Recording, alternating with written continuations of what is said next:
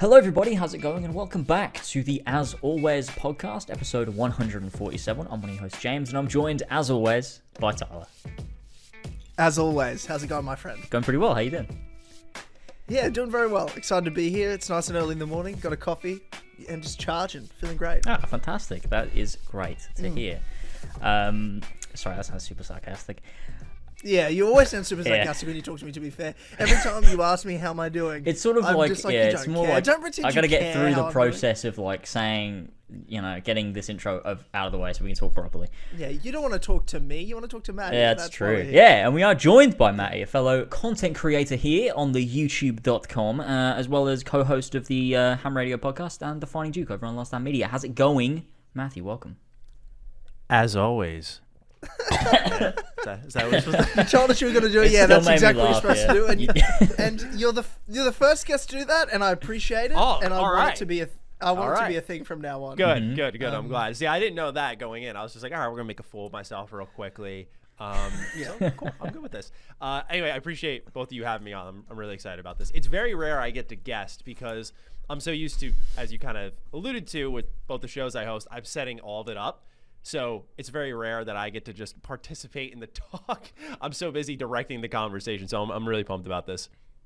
Yeah, it's a totally different vibe. So we've been wanting to have you on for ages. So yeah, excited for you to be here finally. And there's a lot of stuff to discuss. And you know, and a lot of our audience knows you. I feel like all our circles sort of connect. I mean, one of your editors is the editor of this show. As well as Josh also edits for Robin Gaming. So there's a lot of connections there. And we've had Colin on the podcast a bunch of times over the years. So all our sort of audience kind of knows each other, overflows here and there. So it's it just makes sense that you're here. So it's great. It's great. It is, yeah. It was funny. I was thinking about that earlier today, how we've created this sort of far-reaching circle between my channel, Carrick's channel, who was my co-host for Ham Radio and Defining Duke, and then you guys here at As Always and for Pillars, we seem to overlap, and then Colin's audience with Last Stand. Like, it's this just big conglomerate, if you will, and it's awesome because it shows that we have a like-minded audience and makes you feel a little more welcome when you hop in. That's for damn sure. Yeah, absolutely. I love it. It's great. And before we get into any topics, I obviously have to thank the great people over at patreon.com/as always for making this show happen. We wouldn't be here without you. So if you like what you're listening to here and you want to hear more, head over to patreon.com/as always. For just $1 a month, you get exclusive access to objectively the best podcast on the internet, the Clubhouse Podcast. There's over 100 exclusive episodes there to stream, plus early access to the Dynamite Show, other cool perks and rewards, early access videos, and all that such. So to thank our producers over at patreon.com/as always, we have a cereal bowl would make a better vessel. Olberic, Avery Dobbs, Clark 53, Damien, Ferrantino, Flash Paradox, Franco, Jesper Olsen, King Richard III, Real Kermit Cinema, Robbie, Ryan Hafer, Tristan Weaver, Viridian, and Ballsack 47. Thank you. This really is that. I'll be proud of this podcast. Do you like Matty? I paused on purpose for this, for dramatic effect, because I was waiting for the reaction. Holy shit. Wow, I did not expect that at all, man. I'm like nodding my head because you guys can't see me, so I'm like, they'll get a kick out of this. I'm like going along with it, and I did not. Wow. I was going to be like, hey, some of these usernames are funny. I was going to be my little comment, but wow, holy shit. All right. James, what's the one that gets Colin all the time? So we have this is our producer list is what we do at the start. We have a long, the $5 tier list is like our credits list at the end. I think it's Fat Fuck Cuck. That's the one. Yeah. Colin gets him every time. It's tremendous. Everyone has a favorite. He knows it's coming and still gets him. Yeah, that was good. There's some good names. There's a big period there, Matty, where every episode a bunch of people would change their names just to try to fuck with us and break us, just come up with the funniest possible names to just make us read. That's cruel. There's some good ones. Yeah, we have a patron who goes by Mafat Cock. That's his name. But it's written out like an actual person's name. I'm just like, and so at the end of our ham radio, we do Patreon questions, and we'll just be like, "Oh, Mafat Cock writes in. He's got this serious question." We're like, "Jesus Christ, man! What are we gonna say? No, it's like we're happy to have him." Yeah, there's a lot of you'll see some you'll see quite a tone throughout the credits list. Like they're like, oh, they're into this sort of shit, right? Okay, fair enough. Like, yeah, there's definitely some odd people in our community, but we love them. Yeah, we do, and that's for sure. it just, I wouldn't give them my home address. That's all I'm gonna say. So it's but it's what it is. It's what it is. But for those that may not know you, Matty, do you want to give us a bit of a background of how you sort of got into content creation, where you started, and sort of what you're doing at the moment? Yeah, absolutely. So this really all began. I have a whole life story with this shit because it's really the only job I've technically had. Because I've done landscaping and stuff, but really when I was in second grade, so far back it dates. My parents always said, go be a lawyer. You argue all the time. Like I always debate and all this shit. And so I was like, okay, I will. And then I said to one of my best friend's moms growing up, I was like, yeah, I would. If I could pick anything, I would play games for a living. And, we got a good laugh out of that. And then come 8th grade, I started making like skate bail montages, Call of Duty glitch videos. And that started to take off. And, you get your first AdSense check in the mail and you're like, hold up, like I can make some money off of this. So for a while, the goal was just to see if this could propel into some form of income, not a job.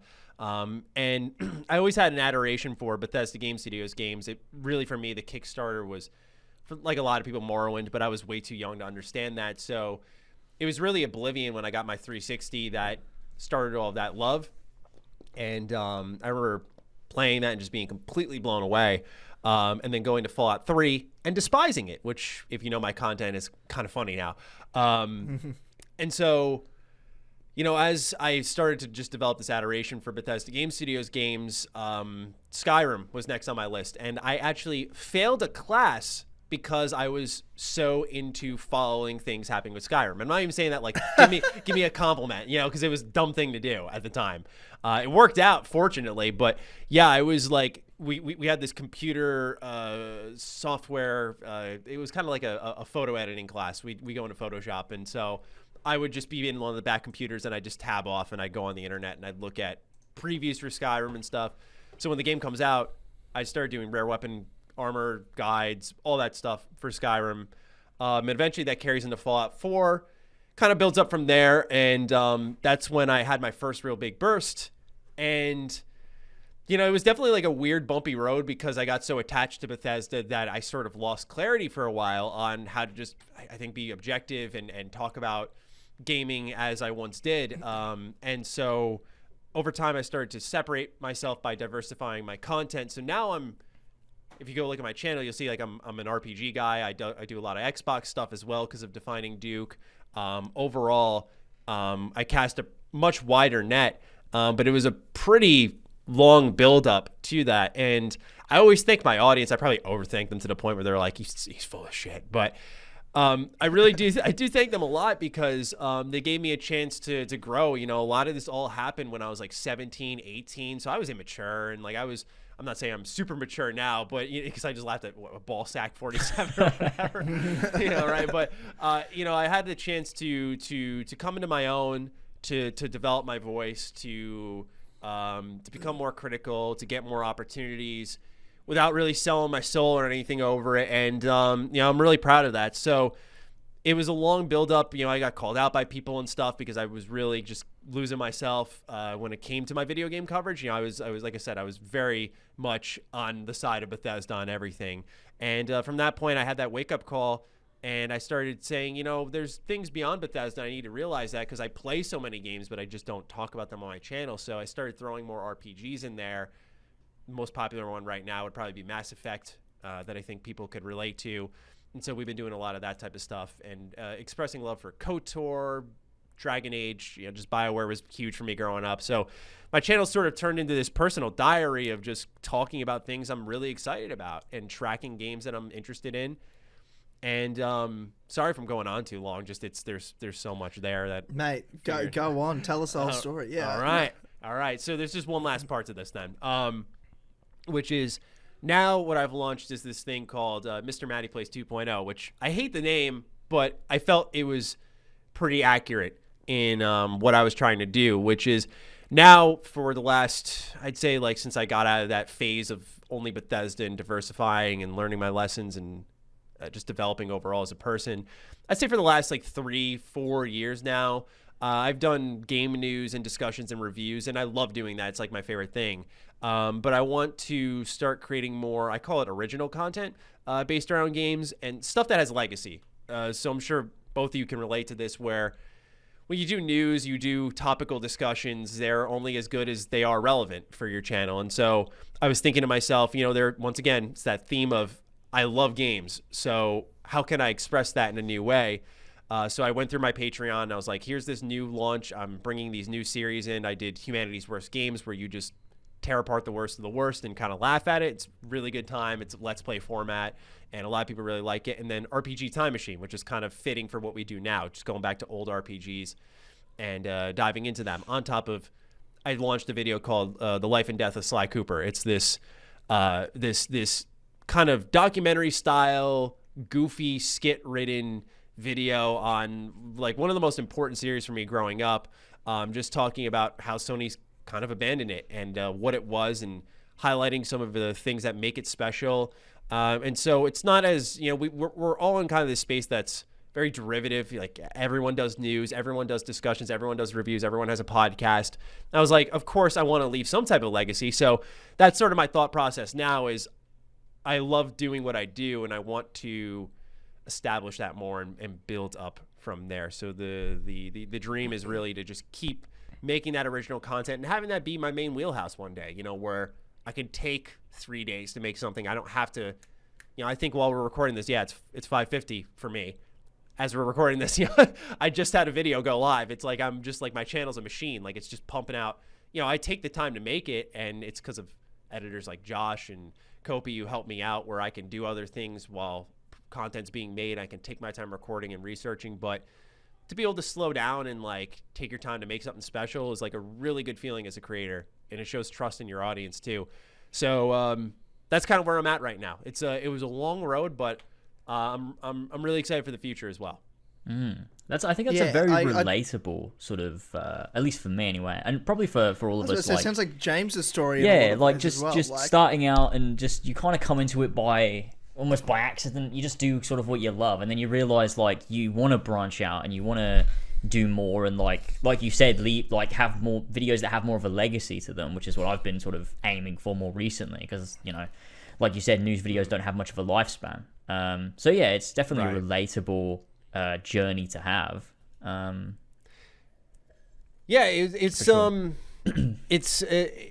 You just end up developing your passion more, is I think what happens. You start off and you're happy with where you are, and I think the difference is I see a lot of creators who just like stick with something for so long that they like burn out and then lash out. I say, like, they go like, I am changing everything, and they just flip the script, and it's completely different. They lose their whole audience over it, and it's like, I'm not trying to even flip the script. It's like, I'm just trying to add more to what I do, right? That's kind of the idea. Like, my vision is sort of, I have an audience, right? But like building a core audience that wants to watch what I do. And so you kind of see those numbers climb when you do these. Like, for me, I'm known for RPGs. So like, if I don't do something Bethesda or BioWare or CD Projekt Red related or Xbox related, the real test for the core audience is, let me go outside the realm of what I typically do and who shows up, and kind of expanding that audience there, who I interact with the most. Not that I don't care about the rest, but just like, I want to connect with as many people as possible. So that's kind of the real test, is my content's like, how well did it do in 2 days? And now I have to look at it as, how well is this going to do in a month? And that's a whole different way of looking at it. Hey, a really different way of looking at it. And it's changing your audience from looking at, are they watching for you, or are they watching for what you're talking about? Yeah, that very strange process. And it's a strange process, but I'd rather have a smaller audience watching for me than a bigger audience watching for news, because the audience that's there for you are never going to leave. Like, they will be loyal to you.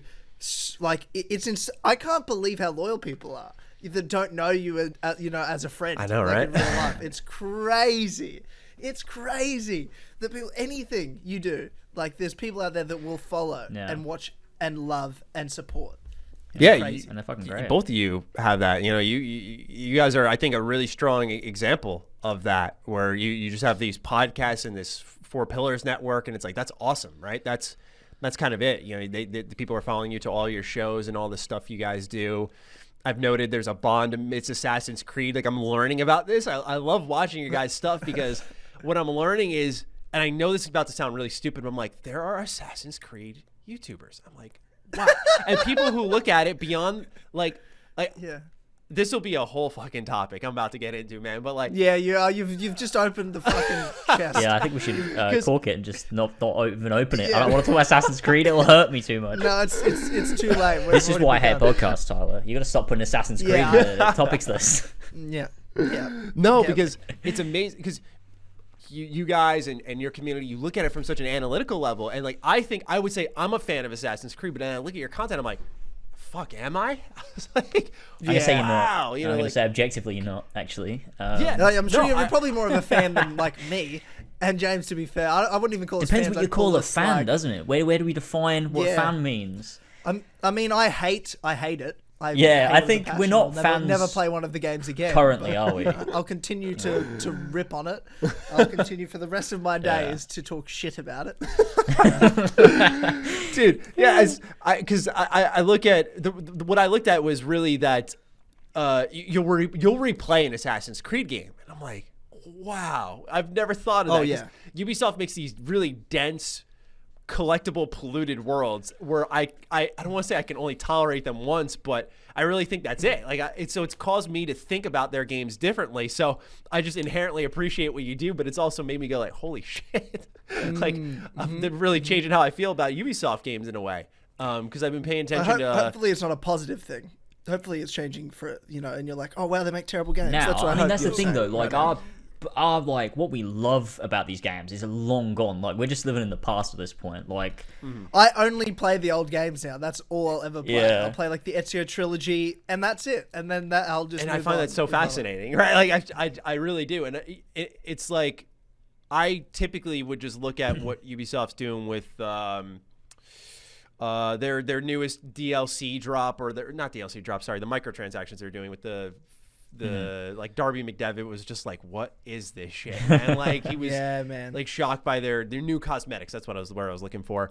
And I look at something like that, and normally I just kind of not bat an eye, but now I see it and go, wow, what are they doing? You know, it's so Yeah. you're successfly bringing attention to something that is a real problem. But I do think Ubisoft gets a really interesting pass, especially from creators, because they're very creator friendly. Where I still think they make enjoyable games, I will say, but from what I've experienced. But They're mostly creator friendly. It depends who the creators are. They've never liked us. yeah, I was very gonna much. say maybe I should have changed the words on that, Yeah. right? Yeah. Like- They've never been a fan of us. Like, there's a couple of people Really? that are. Like Darby, I'd call Darby a friend, and so as with James, like there's a few people, and I mean, hey, there's definitely people behind the scenes that wouldn't admit publicly to liking us, but we know that they do. Yeah. But you're not at Ubisoft. You're not allowed to like us, really. No, you're not. Unless you're high up enough, like Darby was, to be able to like us and get away with it anyway. So. Well, Darby seemed like the man. I don't know. I just got a good vibe from him when I was watching his interviews and whatnot. He seemed to great. get it. He seemed to really He's get great. it. Yeah, he's a good guy. I agree. He got it enough to leave. Yeah, He got it that's that why I much, left. and he's like, I'm out. Hey, I'm dipping I out. can't be here anymore. So- That's why I thought. That's why I was so blown away when I saw him replying. I'm like, wait, he's not at Ubisoft anymore. I was like, he's just like, yeah, I'm gone. So I'm gonna be like, I'm gonna dunk on this right now because I Yeah. can. Yeah. I fucking love it. Yeah, fuck yeah. Yeah, we're big fans. Big fans. But it's crazy. So what I mean, I remember once on Twitter a few weeks ago, months ago maybe, you said, Matty, you can't wait to share your opinions on Assassin's Creed with James because it'll, like, I don't know, piss him off or something. So I want to know what's going on. So My heart is pounding. the reason because I forgot what James was getting angry about. Would that be the right term? Upset, angry? Well, I mean, Angry would be the right every term. day. Furious, yeah. Every day, there's something Red new. in the Yeah. face. I think it was about Valhalla. I think you were replaying Valhalla. I was, and you were talking about how bad that ruined my life going on fucking Twitter every day, seeing him tweet out like screenshots and shit. It's like, dude, this is ruining my day. Look, this I have to share it with game. everyone. I have to. It's affecting me mentally. I had to do it. Yeah. You have the right to express, and of course, venting that is important for coping. Like that. That's what you need. It was just because it was interesting because I was wondering. You're inviting me to your show, and I'm thinking, like, man, I have a video just titled Assassin's Creed Valhalla is one of the best in the series. Like, I played it, I reviewed it, completed it. I was like, hey, I really enjoyed that. And I was like, man, they're probably sick to their stomach. And so I wanted to dig a little deeper. Like, what is the temperature in this room on Assassin's Creed 3? I mean, do we hate it? I hated it. Yeah, I hated it. Hated like past tense. Do you like it now? I know I don't like it now. I think it's bad, but it's better. It used to be our least favorite game in the franchise, but then they made Odyssey and now Valhalla. So Valhalla and Odyssey, I think, are both significantly worse. I'd play Assassin's Creed 3 any day of the week over that. Yeah. Wow. Okay.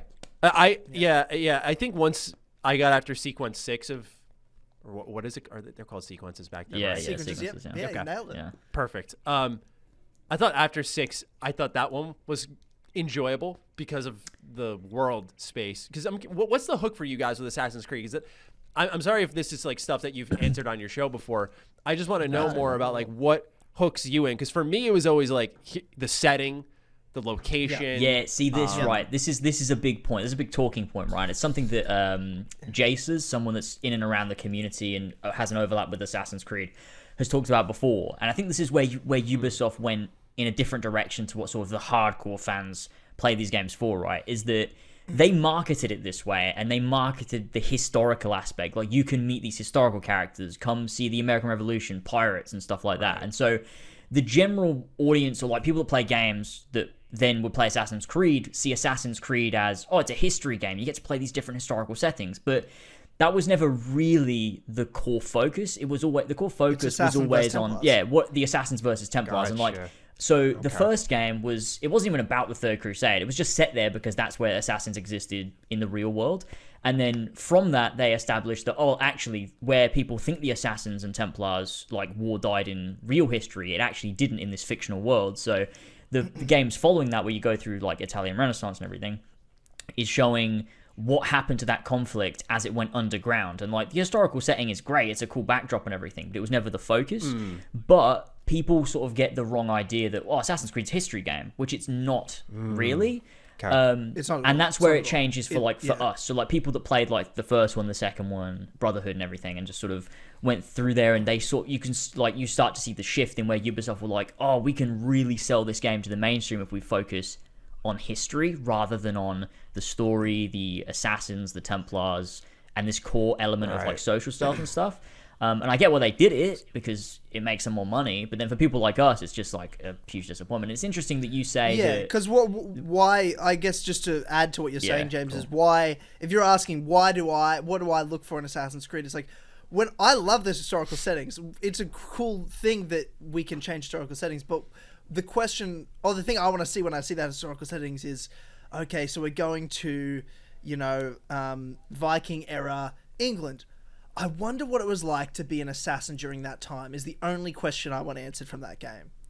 Like, how did the assassins operate during that time? What was the conflict with the Templars like at that time? And how does that weave into the real history? That's what I want to see. I don't care about anything else with the historical setting other than how did assassins need to operate both in terms of assassinations, using like social stealth. How did they interact with the environment? How were they seen by the world? Were they known? Were they underground? Those are, different questions. And especially like, in Viking era England, there were the assassins weren't in real history. They didn't exist yet.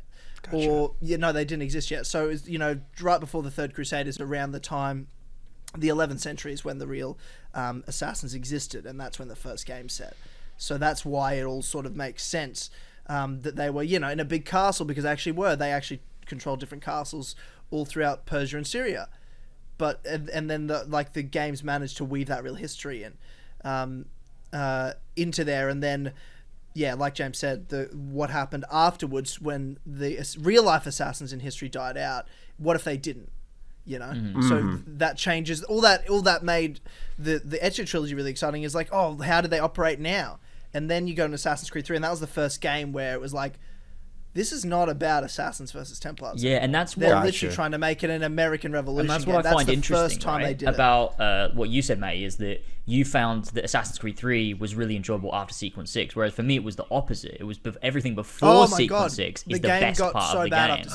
Because it's all focused on, you get to see, you know, what are the Templars doing in this period? He answers all of those questions. It's very linear, so it doesn't focus too much on, you know, bullshit collectibles or go here, do this. It's a lot of very heavy story stuff that answers a bunch of really cool philosophical questions about, like, this lore that we were very invested in. Then after that point, it goes, now be Connor and don't understand anything about the assassins. Just go kill people and meet historical characters and fight in big battles. And it's like, well, I don't care about that bit. It's not why I play these games. And that's why it was a huge disappointment to me personally, I think.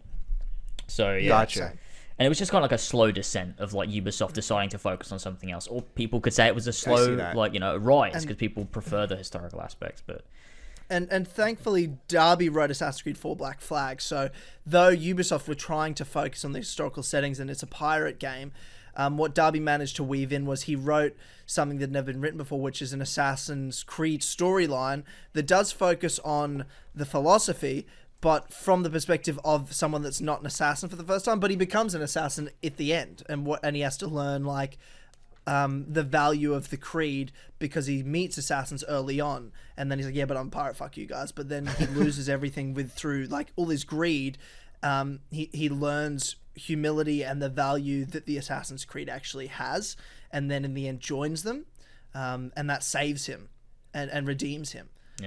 As a person. So that's like a way to take the historical setting and actually weave in the assassin's philosophy in a different way. You can't keep doing that. Like, that was a great one-off story, but then they you can't repeat that storyline just so you can focus on the historical settings, because Valhalla is that story, but then the character goes at the end, oh no, I don't want to be an assassin or a hidden one. That's stupid. I'm all good for glory. And I'm like, well, how about go fuck yourself, and this is the worst thing I've ever played, and I wasted 100 hours of my life. But also, what I hate now about Assassin's Creed is I would play an Assassin's Creed game if the story was 20 hours long and I could platinum it in 50. Not the main game is 100 hours long forcefully, and then it takes 200 hours to platinum. I would rather end my life than play that. Like, what a waste of my time. Like, it's just ridiculously long now, plus they're worthless games as well, so there's all those things. Yeah, they definitely like shifted their focus. That much is apparent. And it's funny because as time went on, I would appreciate a game like Rogue more. Rogue, I didn't give a glowing review when I first played it because I think I was just sort of in this loop with Assassin's Creed games at the time, and I imagine a lot of fans were. But Rogue was nice to go back to because it's like you're playing as the Templar, and I don't know if both of you share that same opinion, but for me, it felt almost like a breath of fresh air after Origins, which to me just seemed to be very indecisive in a couple of ways. That we got something like Odyssey, which tried RPG elements, which was definitely, by the way, I should say, even though I enjoy it, not really super fitting, but I was kind of, as an RPG fan, giddy about the idea of what I used to jokingly call like history of the game. That's what I called them. And I wouldn't say that was a compliment, but I'd just be like history of the game as a role-playing game. And I thought that was compelling, but I think both of you make really great points on it would be awesome to see them kind of go back to their roots and try something like that. But what's unfortunate is, I'm sure you both already mentioned, is that with Valhalla being like an extremely high-selling game, I think like one of the best in the series or the best, it's really hard to imagine them pivoting now at this point in time. Yeah, they won't. I've given up. We've spent years and years and years of people telling me, yeah, but what if they fix it? What if they fix it? And it's at that point now that after I play Valhalla, I said I'm never, and I mean this, I will never play an Assassin's Creed game again that's new. I'll continue to play my favorites, the old ones. Wow. But I'll never buy it or play. Well, I haven't paid for Assassin's Creed in fucking years. But like, you know, I'll never play a new game again. In fact, I for the way Ubisoft run their business and the behind the scenes stuff, like, I haven't said this publicly, but I never want to work with them again. Like, I have no interest in ever receiving a code from them. I don't want anything from them ever again. I don't want to give them money. I don't want to, advertise their games in a positive way. I don't want to, I don't want to work with them. I think their company's been run abysmally behind the scenes. As long as Yves Guillemot's the CEO, I don't want to work with them. Because I think he's a scumbag piece of shit. And he's denied knowing anything about the awful workplace environments he's created all over the globe, in European studios, in North American studios, and then also they've just got scummy practices as well with their microtransactions in the games they design. So I'm sure there's plenty of amazing people that work there, but as long as Yves Guillemot's the CEO, I have no interest in ever working with them again or playing their games. Yeah, I would say the same, but they've already said they don't want to work with me ever again, and that was 5 years ago, so I don't really need to worry about that. Yeah, that's true. That's true. But I've just accepted the fact also after Valhalla that I'm like, they'll not only do I know they'll never make a game I want them to make, I don't even have a game anymore I want them to make. I don't even care enough anymore. I'm like, Gotcha. What's my perfect game? I don't have it anymore. It's died. It's died. But what I can do is play the great old games that I love, and I'll always, be able to enjoy that. So I get that. I felt that a little bit after Fallout 76, because Fallout 4 I love Fallout 4, but it definitely, as you dug deeper, you realize, hey, there's some pretty big glaring omissions here that are typically in a Fallout game, like role-playing, choice and consequence, just stuff like that. And then 76 comes out, and it's this broken, like more broken than anything I've ever seen from Bethesda. I know people before that were like, Bugthesda, these games are busted.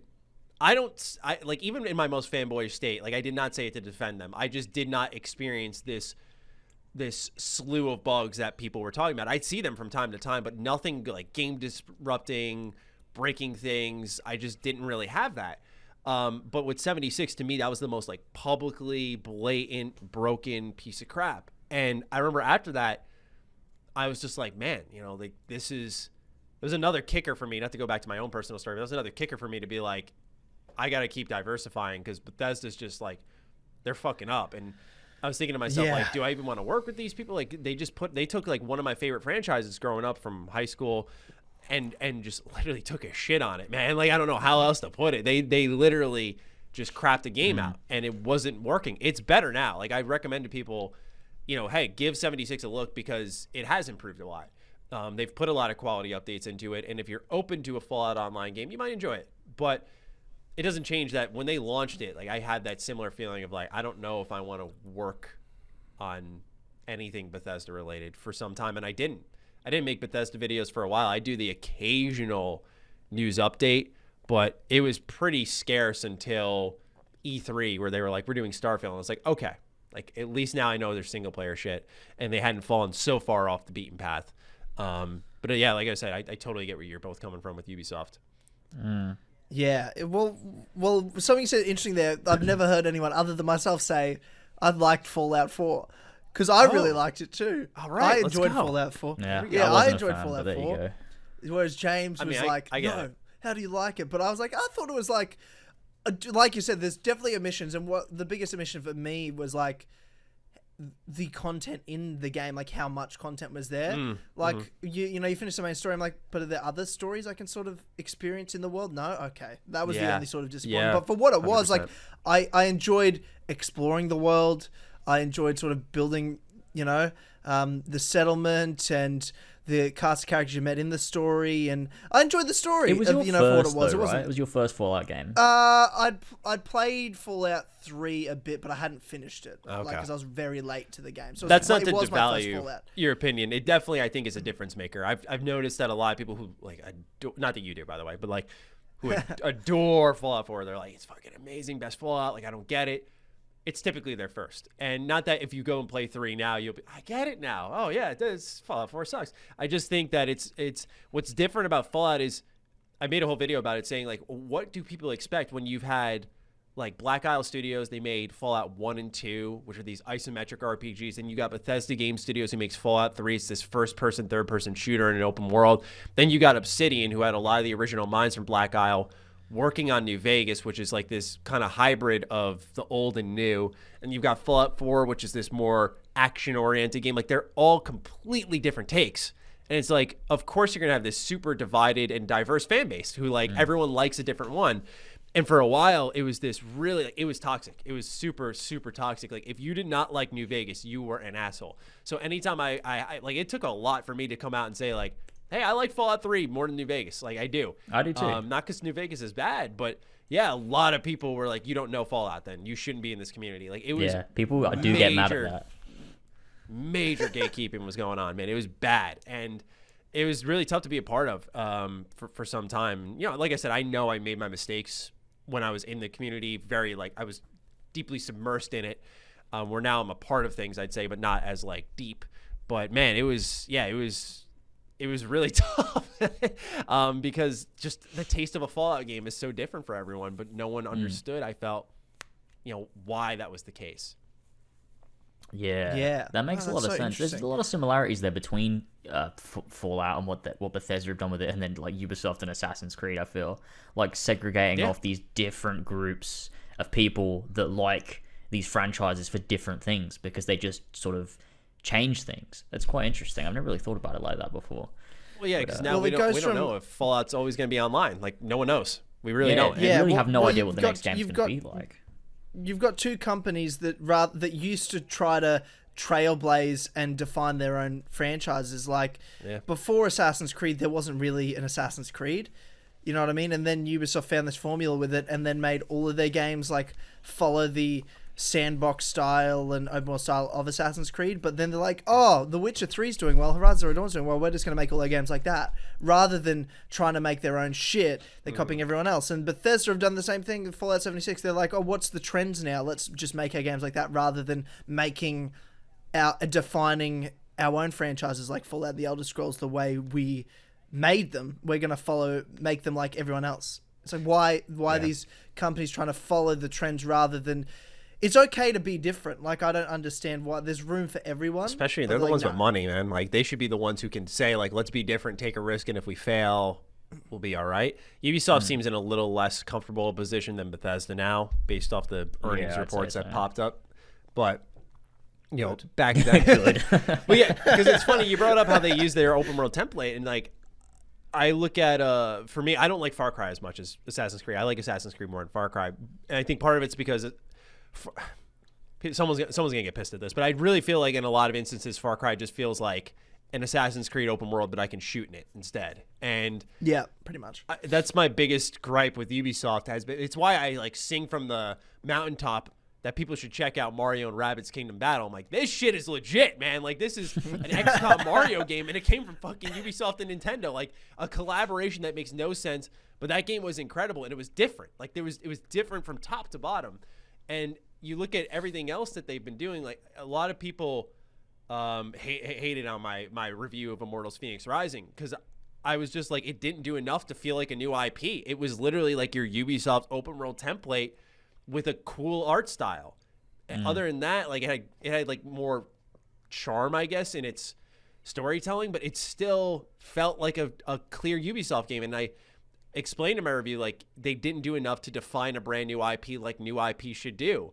And it was well received. I shouldn't act like it was completely dragged, but there were a lot of people who were like, you're the outlier, you know that? I'm like, yes, that's what a good reviewer does. Like, I don't care if I'm the outlier, man. Like, I'm going to tell you my thoughts on the game, but I don't know if have you guys ever had a chance to poke around Immortals? Like, is that a different case for you? Gonna play it. It's made by the same people that made Odyssey, and I've vowed to never play a game made by that fucking studio. Okay. There you go. They made the fucking... I hate Odyssey so much.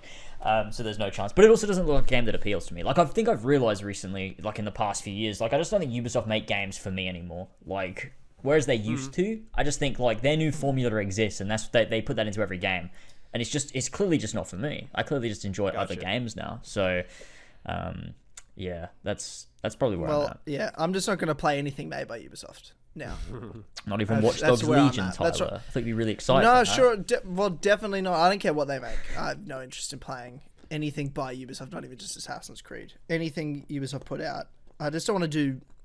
Yeah, I just don't want to do business with them. Like I just think the more time goes on, like, it's been almost a year, James, since all the stories came out about the workplace environment with sexual harassment, sexual assault, and like just misconduct with so many people within Ubisoft. all around the world in so many different studios. Yeah, and the statistic they did was 1/4 of all studios, like 1/4 of all studios, people working there believe they have seen or experienced workplace misconduct, which is 14,000 people. Yeah.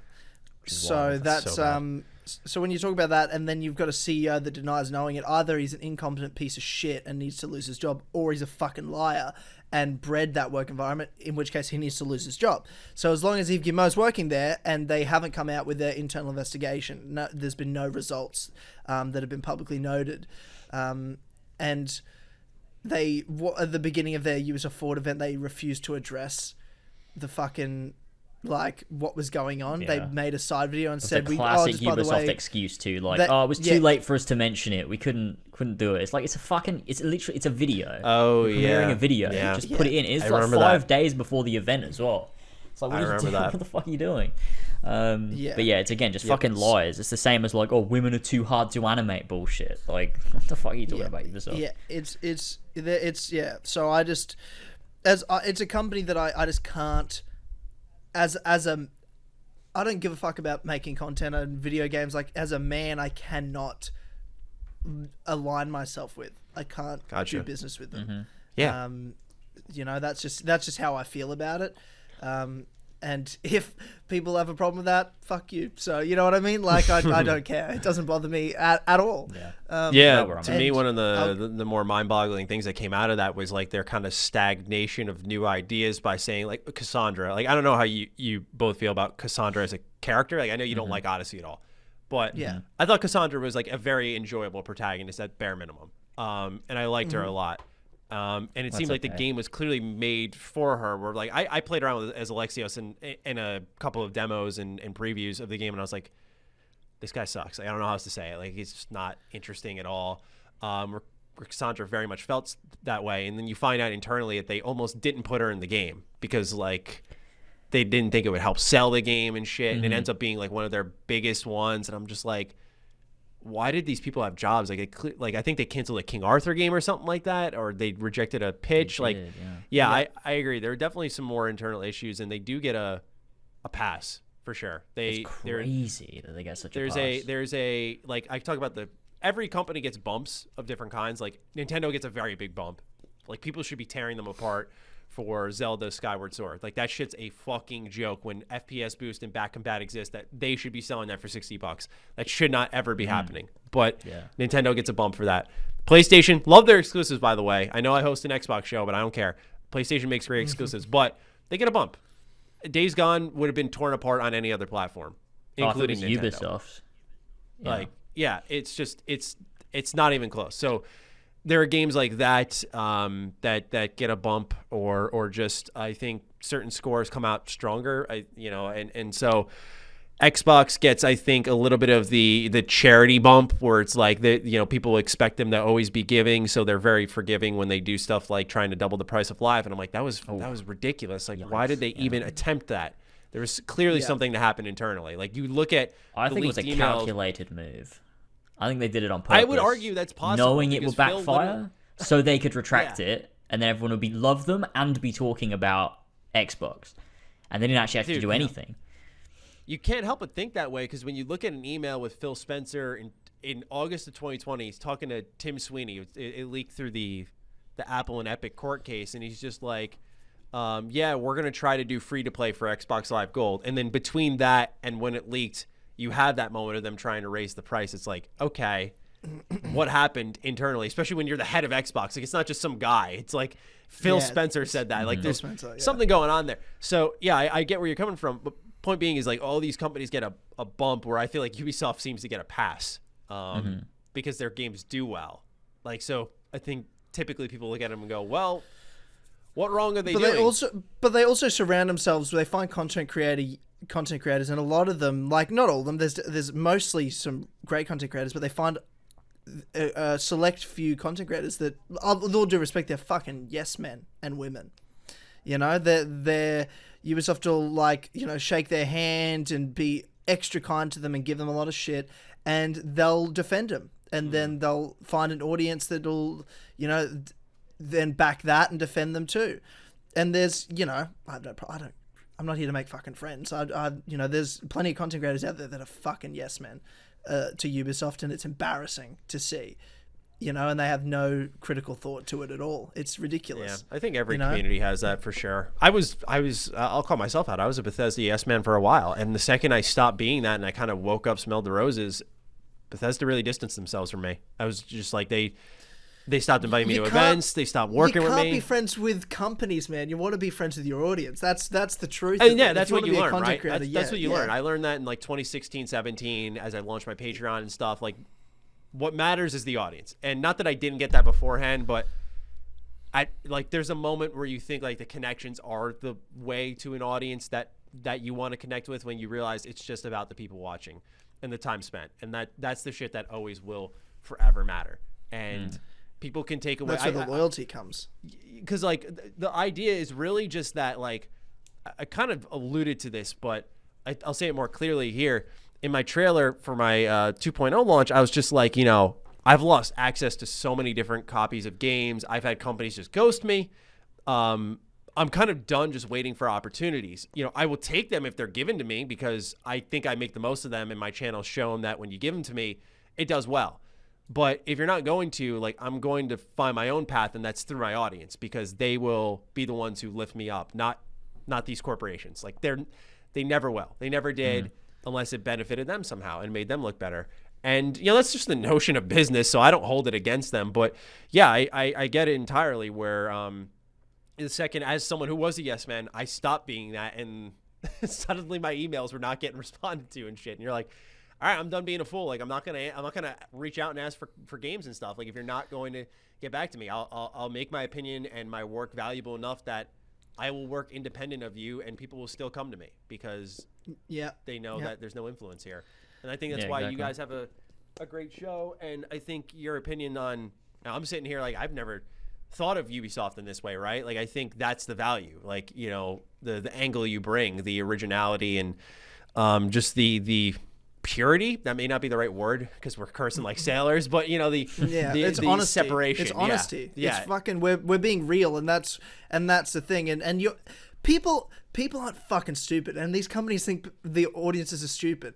Like, there are stupid people, but most people aren't. And when you're honest, and like you're saying, you felt like you were like a Bethesda yes man, and then when you stop that, your audience knows when you stop that. Your audience sees when you're an honest person, and that's when, like, yeah, maybe you don't have as big of a reach because you're not getting all this early access shit, but the people that you do reach are going to be extra loyal. They're the people that are going to actually pay you money on your Patreon. They're the people that are going to interact with you and go with you everywhere you go, because they're like, I've connected with this content creator. I trust them that they're being honest with me, and they're not. People know what a yes man is. You know what I mean? Like, they just do, and it creates a different sort of loyalty with your audience when they know you're someone honest. And that's all James and I have ever tried to be. It's all. And we only ever try to work with people, our other friends, the other four pillars, and the other guys that work on our network or in our community. The one thing we look for is we're legitimately friends. We're not the four pillars. We're not four guys that are working together because we want to share each other's fucking clout and views. We do want to do that, though. We're genuinely friends. Right. Because we're fucking just real people being honest and want to have fun and want to have these discussions. We're never gonna, beat around the bush. Like, if I have, like, we're trying to get Darby McDevitt on the podcast, which we never could while he was working at Ubisoft because they wouldn't allow it. But now that he's not working with them, we're gonna try to get him on in the near future. But I'm not going to sit here and pretend Valhalla was good, even though he wrote it. I love Darby. He knows I love it, but it's a fucking terrible game, and I'm going to sit there and talk to him about it in a genuine. I'm not going to be like sit here and be just an extra asshole about it, but I'll sit there and be like, what were you doing? Like, what do you think? I mean, most of it wasn't his fault. Like, it wasn't necessarily the writing necessarily, or what was in his. It wasn't in his control, right? Like, what I hate about the game is the game design and the creative decisions being made, not necessarily his writing. Long. Yeah, exactly. Like, it's overblood. It's too long. Certain writing decisions I didn't like, but that's something I can talk to him about. And I'm not going to shy away. I'm not going to sit here and pretend anything else just to be his mate. Like, we've just got to be real, especially on a podcast, especially to our audience. I can't do that. Like, that's not how it works. That's Yeah. I mean, dude, what you got to do. That's the nature of running, I think, an honest show. And not that I want to suggest other shows are dishonest, but the way I look at it is like when I started Ham Radio Podcast in 2014, that was something that when I began it, I reached out to Lone Vault Wanderer. He's now senior community manager at Bethesda in Australia. And at the time, he had 1,000 subscribers on YouTube. I didn't care. I was like, this guy seems legit. He seems good at what he does. Like, he doesn't have a spotlight. And I like him. Like, that was it. It was the number one factor was I like this guy. He's awesome. So it was me, him, and one of my best friends in real life, Noah. And we started up this show. And it ended up doing really well. And it was because we were just, half the time we wouldn't even talk about Bethesda stuff. We were just like being immature. You know, we were like, me and Noah were 18. So we're like cracking these stupid jokes. Lone was, I think, 21. Yeah, it was just completely off the rails. But to my point is that, you know, you get rewarded with an audience that likes you for you and cares about your content when you're, I think, building in that way. Because a lot of people put a lot of creators in our space, like they put this inherent value on like it's about the money you make, when I think the best currency you can make is just true loyalty. Like to me, the feeling, I don't want to sound too cheesy, but it's true. Like it's been tough this last year or so for obvious reasons, but one of them is because like at game conventions, like the random happening upon someone who watches my content and like going face to face with someone who actually likes your stuff and can like quote your stuff and wants to talk with you and interact with you. Like that is the power right there. Like that is the currency to me. It's like the ability to, you know, be funded by them through Patreon and then make something for them that I can then meet them and talk about. And a lot of my ideas for my work has been like sourced from my community. You know, I did this, I mentioned Life and Death of Sly Cooper, and people were like, Jack and Daxter, Dead Space, Bioshock. And I was like, these are great ideas. Like, I've never once had a company reward me more than my audience. Like, I don't know how else to put it. Like, I've never had one single time where I've had companies, like, pay me to play their game, which I've done on videos on my channel. People can go look them up, like Destroy All Humans, Wasteland 3. Wasteland 3 happens to be a game I fucking love, so that just worked out really well. I enjoyed Destroy All Humans, but that stuff is great, and you can make good money, and you can kind of not have to worry about your performance and stuff. But if you take that slow and steady organic growth through just making good shit, just being a real person, not being a bot, not trying to like make friends with everyone. I say that all the time. Like that is what is the key to being, I think, a good creator. Because a lot of people are fake as fuck. Like I don't know how else to say it. God. A lot of people are 100%. super fucking fake, and it's something that no one talks about in our industry because the people who do, like us, you, many of my friends, like. You'll note that we either get kicked to the side or people don't listen to us when we bring these things up. They don't get spread as easily. And I think it's because there's a degree of accountability there. I think I can name instances where I call it egoed. Like I've been fucking egoed because people don't want to give you the time of day unless there's something to gain from it. But then they'll go on camera and they will act like your best fucking friend. And it's like, what? Like, this is fucking weird, man. I see it way too often. Oh, that's so funny. That's so funny. I love that you're talking about this. I love that you're talking about this. There's so many people like this. Yeah, that's the thing if people have a problem with it, it's like you might be fake yourself. Like that's half the issue here is like, you know, just there's not everyone's got to be best friends, right? Like I like you guys. Like I mean, I think we're having a good time here, but like, am I going to say you're my best friends now? It's like, no, I'm not. I got to get to know you a little bit more in that. I mean, yeah, hopefully, but like Carrick, when I started working with him, I wasn't sure if we were going to end up being good friends, and we ended up podcasting for 4 years. Like I don't walk in with this, like when I flip on the camera and I'm working with someone, you know, I'll be nice to them. I'll be polite, but like if you end up being like a piece of shit behind the scenes, or you start treating me like ass, or you start taking from my work, like I'm not gonna be fake with you and be your friend and act like it's all good because you're gonna come onto my channel and you're gonna give me more views or something like that. It's like fuck off. Like I don't want to associate with you, and this is not the most business savvy move, and that's why this kind of cycle repeats for so many creators. They kind of just get tired and they leave, and so I choose to stay and try to bring awareness to that type of stuff when it pops up. Not to sound like a hero or anything. No, I completely agree with you because Yeah, there are so many of those people. Like, there's, So I many. mean, our mutual friend Colin, look where he came from. Look what happened to him.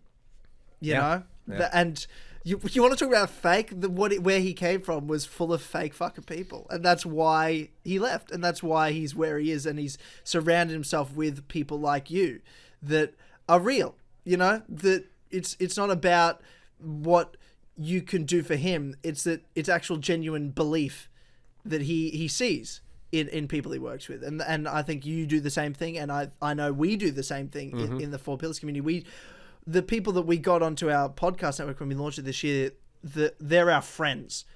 Like, literally, like, I looked at, like, I just want people that I know are going to make good content that I would watch. I don't care if they get 2 views. It doesn't matter to me, because I know that I just want to give an opportunity to these people that I know are real and I know can make good content.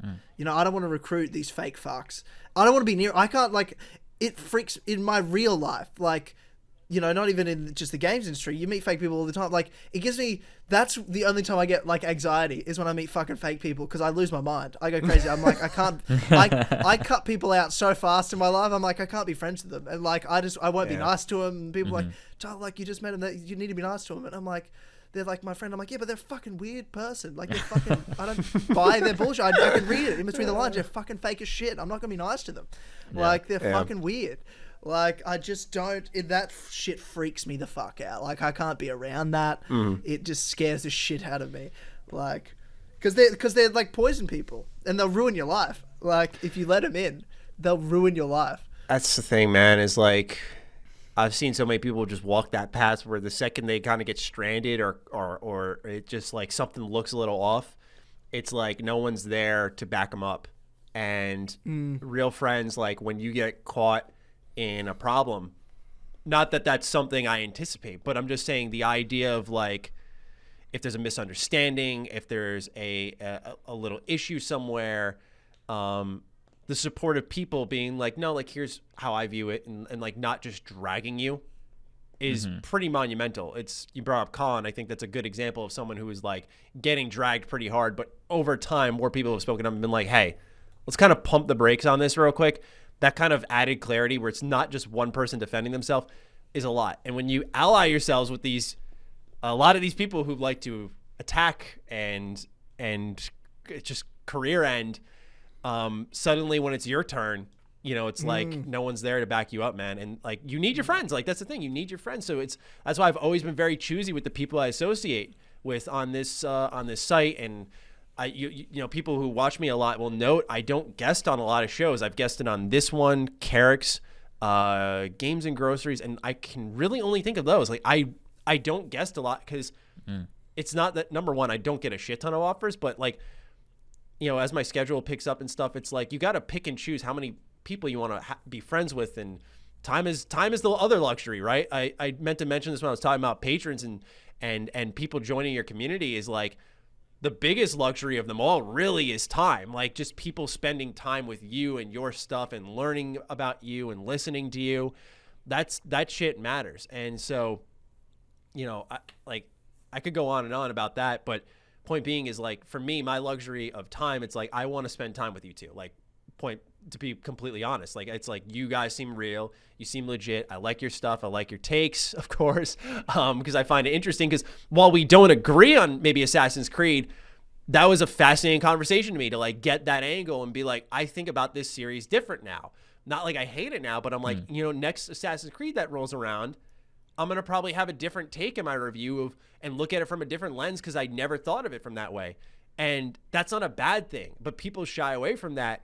And so everyone starts to sound the fucking same. And it's like beating your head against the wall, man. So that's why I'm very picky, and I value the relationships I create. And I do put trust in those who are out there, because I feel like I've been given trust in turn. So that shit matters to me. Yeah, definitely. Yeah, we're definitely the same. Agree. Fuck yeah. Let's go.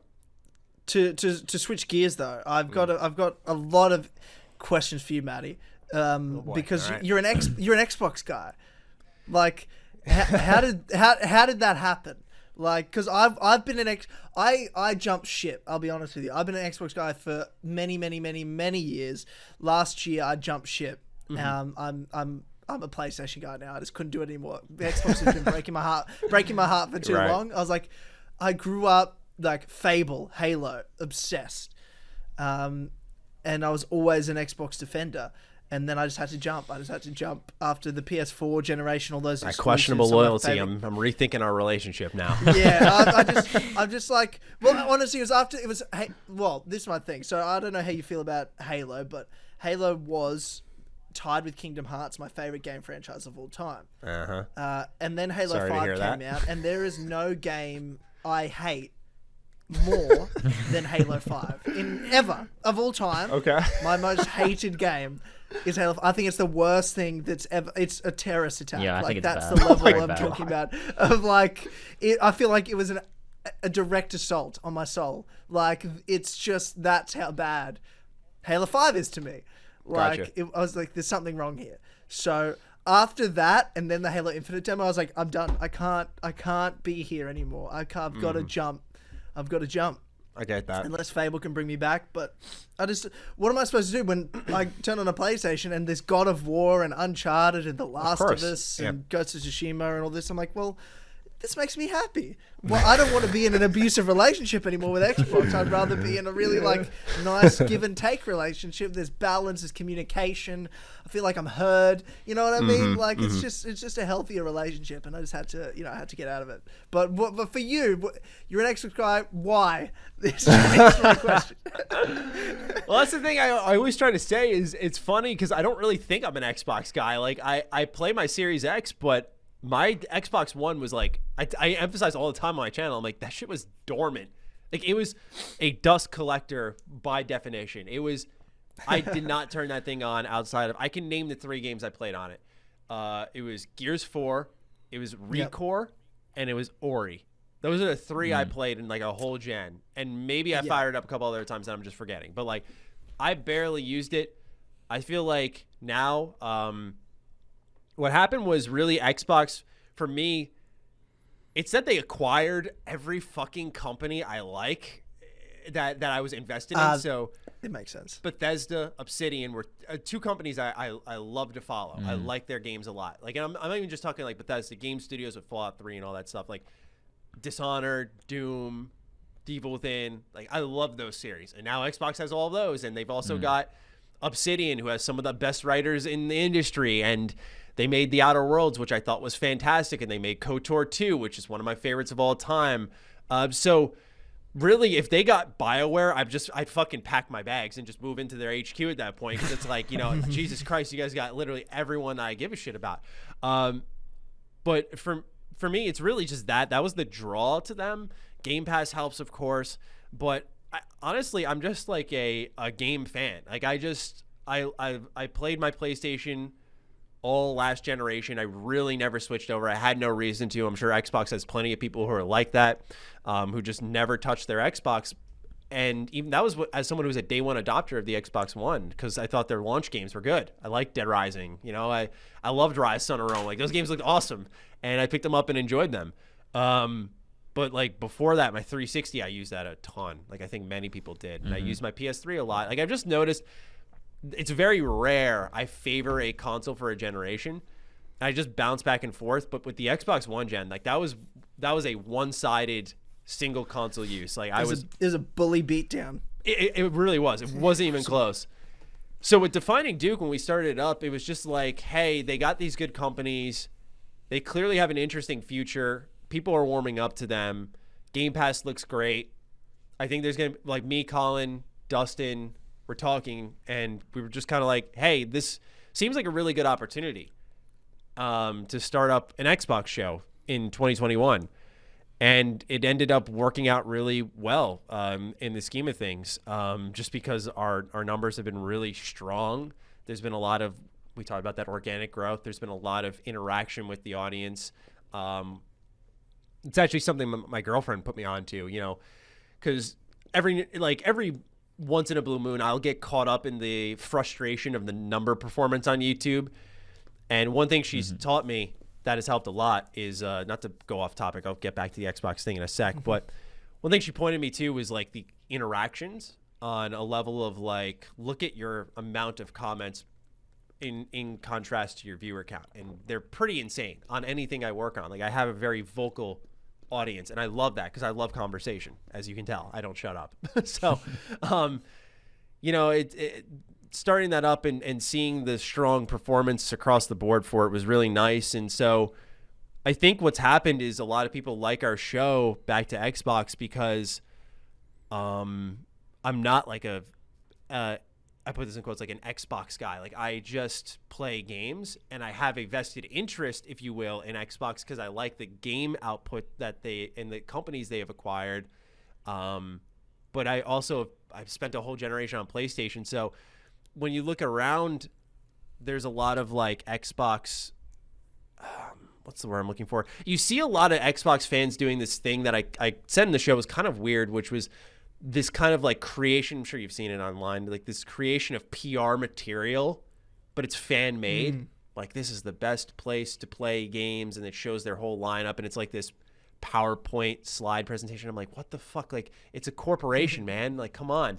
Like, let's wake up here. This is not good. It's not good. And so I say it all the time, and I don't think a lot of Xbox-centric creators, by the way, I like the podcasts that are in the Xbox community. I think they do a really good job, but there's a lot of Xbox creators who I don't think approach things that way, and a lot of the fans in the community don't approach things that way. And I feel like because me and Carrick share that same take is why our show has been able to do so well, where we're not Xbox guys doing an Xbox show. And there's actually a weird appeal to that for people, which is nice. But strangely enough, I have spent a ton of time using like the 360, at least. Like, my original Xbox got some good use, but outside of that, not really so much. I was PlayStation 2, GameCube, and PS4. Like, those were kind of the one-sided times for me.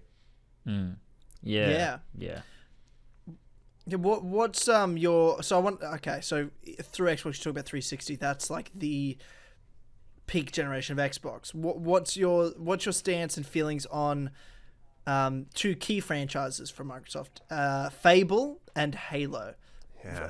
We'll talk about the past before we talk about what's coming. So what are your thoughts in the past of those two? When you talk about RPGs, you're a fan of RPGs. Are you a Fable fan? Yeah, absolutely. Yeah, I love Fable. I like Fable 1 and 2. Let me specify that. Yes, I agree. Yeah, Agreed. Fable 3. Okay. I like the co-op. James like doesn't know them, because he played Fable 3 first. Well, Fable 3 was my entry, right? And I Co-op love for Fable syndrome. 3. But Yeah. going back and like playing Fable 1 and Fable 2, I love all three games. And I like that because I don't dislike Fable 3. I've seen many videos criticizing Fable 3 and I get it. But it doesn't make me dislike the game, which I mean I'm kind of thankful for. But I love them all though. Yeah, whereas my first Fable was Fable 1, and that's my favorite Fable. Like, I thought Fable 2 was still really good. I love Fable 1 a lot. But Fable 1 is just like a fucking masterpiece of a game. And so much nostalgia. What was your entry into the franchise, Matty? Well, it's funny. We all have a different starting point. Mine was 2. I started off with Fable 2, and that's my favorite. I loved Fable 2. I think because it was the level of freedom it had, even though it wasn't like open world, of course. So there was like, it was confined, but the things that you could do and the kind of hero villain meter and just being able to romance whoever you want. Like, there was just a level of freedom that I really never experienced in a game at that point in time. So playing it, I think I bought it used too. Like, this was years after its release. I want to say it was like 2012 is when I picked it up for like $17. And I was just blown away. Wow. Like, there was just like so much diversity and choice in the game that I was like really caught off guard. And so I ended up going back to Fable 1. I love that one. Fable 3, I should specify I like it. When I went and played it for the first time and it was co-op, like that was during during high school, I went through like a co-op kick. Anything my friends and I could play online together, multiplayer or whatever, was like instantly appealing. So I'm looking at it through those lens of I enjoyed it back then in high school. I don't know if I would like it as much now with certain tech errors that are in this game. Like, the loading is pretty constant. The reason I say that is because, like, growing up, I loved Sonic 06 when I was a kid, man. I mean, that's like that's the pinnacle of like trash technology. Yeah. And yeah. I didn't realize how often the game loaded, how often it skipped frames. And I know the frame rate thing isn't really much of an issue for Fable 3 as far as I remember, but the loading was. So something I could probably easily have tolerated growing up, I don't know if I have that willpower nowadays.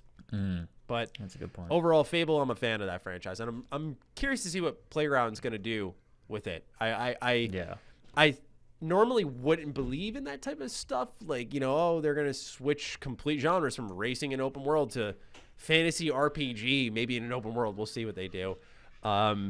You look at something like that, and I feel like it's questionable, but then Horizon is really what turned me around on that, is seeing them go from Killzone to that, and it's like, wow, what a transformation. I thought it came out really well. So that opened my mind to that, and I'm looking forward to the future of Fable. Now, as for Halo. Oh, okay. Anyway. I'm sorry, you guys didn't just hear all those fucking kookaburras, did you? That was I did. I was. So what is that? What I did hear kookaburra? that. I thought that was like a coffee machine. No, there's two kookaburras. I don't even hear anything. Outside my window. What are those? They've stopped now. Kookaburras. They're like our national bird. I'll send you a Google. Hang on. How the fuck do you spell kookaburra? Yeah, I know. I just tried to Google Please it do, myself. because Here we go.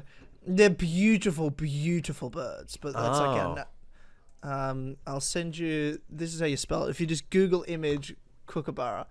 oh my god, that I'm name. looking at one now. They're- They look so that's weird. Why do they look like all stumpy? It's got like It's- no neck. Look at They're it. beautiful, beautiful. But they're savages though. They'll fucking kill Yeah, birds. of course. They're just Of It's course they will, Australia. savage birds. That's how Dude, it's gonna be.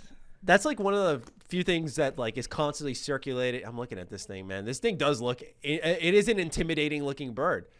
It's a beautiful, beautiful bird. And they sing. Kookaburras sing. That's funny Don't because I know, found but an that was article them. from natureaustralia.org.au. Are kookaburras laughing or screaming? So it's the kookaburra laugh, but like there's like I always assume everyone knows what a kookaburra is because it's like it's our national bird. It's a native Australian bird, and they're everywhere. I don't know, man.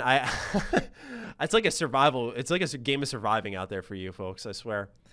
Oh, I don't know. It's fine. Like I mean, because you grow up with it, you're just sort of like I don't know. Hardened to it, I guess is the word. Like waking up to a big spider. Has that happened to you? Where you're like, oh, it's a killer spider. Countless times. Oh, you're really Not selling it necessarily to me, killer spider, Tyler. I really want to come over like now. it's just a spider. Yeah, you say Like, it's you know just what a I mean? Like, spider, but that's you got to remember that's from your perspective and not my perspective, where it's not just a spider. yeah, It's you're right. Okay, more than that. so my thing is like the spiders are gonna fucking come and bite you, and It's those not spiders are about gonna that. kill It's you, not like, about even if that, they're though. ultra poisonous. It's Like just it's yeah, in snakes, your I can living understand, quarters, man. I Like, can, that's the yeah, but thing. whatever. I just let him go. I don't even do anything. What? yeah, but Like, to let it go, yeah. you've got to catch it first. You think I'm gonna fucking go anywhere near it? No. What I mean is like I don't even address it. Like I don't even. What do you mean? like, You I live just with do it. spiders and you just think that's all right?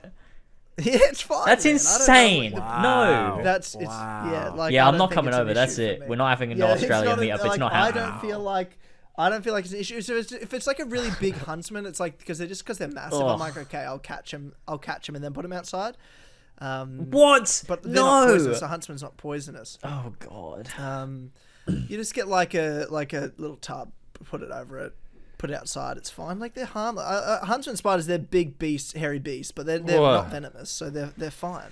But then you've got little lizards, like little geckos that'll live in your house, and they like kill spiders and insects That's anyway. fine. So I'm not when you've got scared of geckos, those. They're alright. you know you don't really notice many insects. So when you you've just got like you'll be like geckos. chilling on your couch and it'll be like a gecko near the TV and you're like whatever. Oh, there'll be a gecko on the wall. Yeah, to me that's so normal. So I'm Wow, like, that's wild. That's So like weird. I don't even. Aren't I they don't like, even. they're bigger, right? Like these. Oh, geckos aren't that big. Geckos are quite small. They're probably like the longest. Like they wouldn't even be as long as your hand or anything. Like Ah, they're okay, probably as like maybe you're like cut off your fingers. Your actual hand. Okay, Like that's they're not probably bad. like your manageable. palm. Like that's probably how long the geckos are. Maybe the biggest one to be slightly longer than that. They're just small little lizards. They just climb on your walls and they just eat like little insects, flies, spiders, things like that. So that when you deal know with you've one got of geckos, you probably don't have spiders because they're eating them.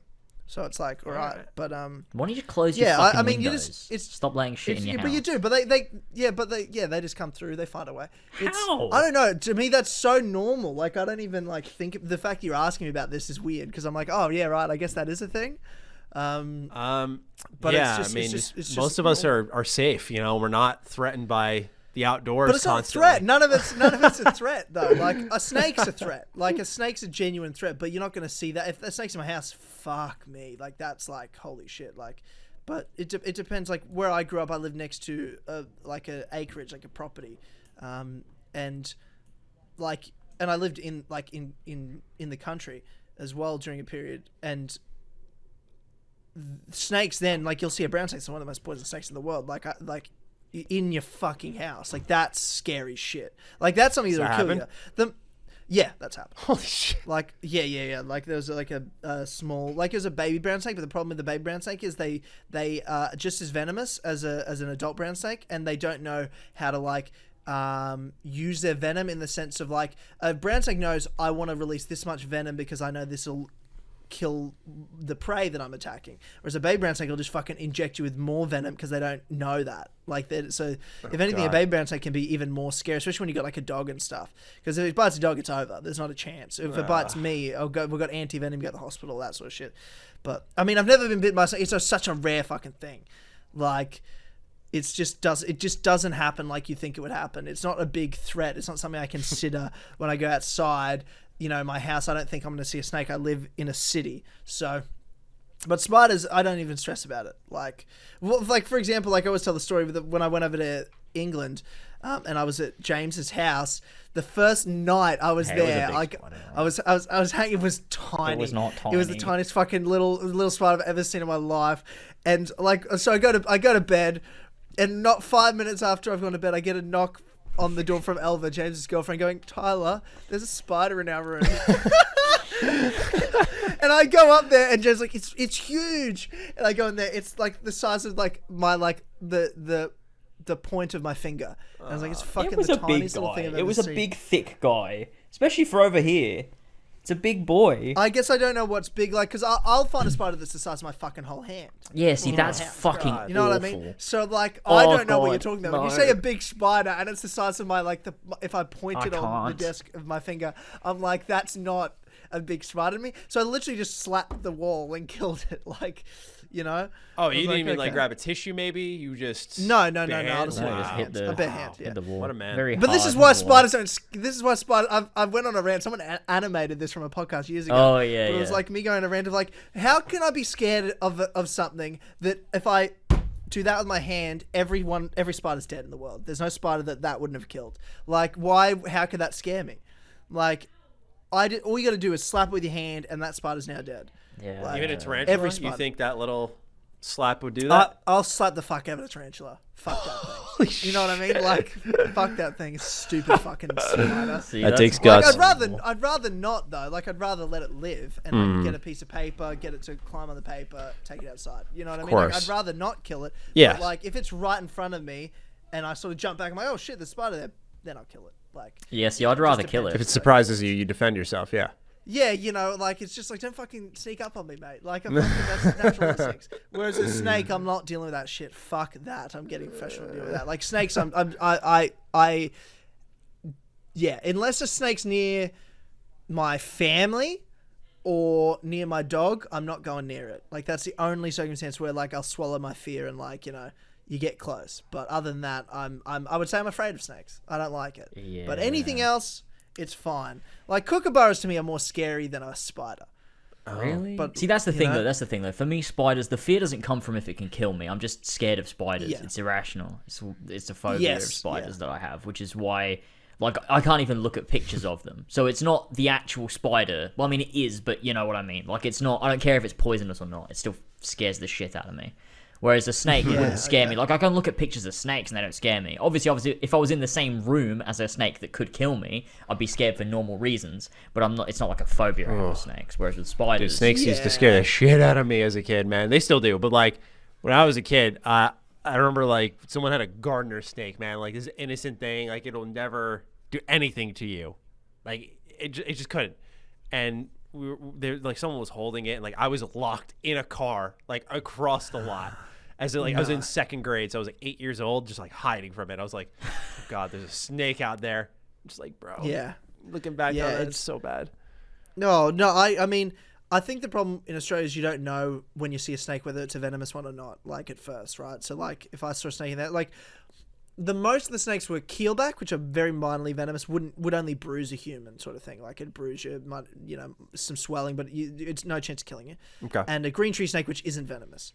Those are the main snakes around my house. So it's mostly fine, but then occasionally you see a brown snake, and that will kill a grown man. Like, that's one of the most deadly snakes in the world. So, like, you just don't know when you see a snake what you've got to deal with, right? And face value, when you look at it, it takes you a minute to realize. And a green tree snake can be really green, but depending on the area, it can also have that hint of, like, greeny brown. So it can also take you a minute. You've got to get close. You don't want to get close. So you just see a snake, you fucking leg it. You don't want to be near it. It's just, that's just how I operate, because fuck that. But see, that's mental that is a thing you have to consider. Yeah, right? I just like to walk out of my house and just, live my life and not worry about dying from a snake. Yeah. Yeah, I mean, I don't, I guess it depends where you live. If I was living more outer, like I used to, I would definitely probably think about it. It's time of the year as well, winter, you're never thinking about it because they're cold-blooded reptiles. Gotcha. Can you guys hear the kookaburra now? Oh, I can. Yes. Yeah. That's a kookaburra. Beautiful. I love kookaburras. What a nice guy. They're such beautiful birds. That's like, I just like, that's such a, I feel at home when I hear it. You know what I mean? Like, you go traveling and stuff, and like, just silence this in the singing of a kookaburra, like that's, and the laughter of a kookaburra, I should say. It's just like, it's such a beautiful thing to me. Like that's home. Yeah, that's I nice. love it. I'm glad you embraced the danger, man. It's good for you. It's just, yeah, I mean, it's just what you use. It's not anything to me. It's just what you're used to.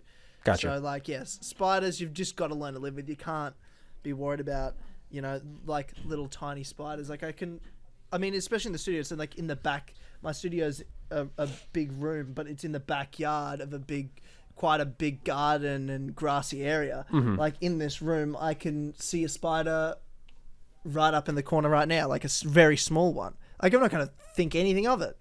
It's almost definitely not poisonous, and it's not going to do anything.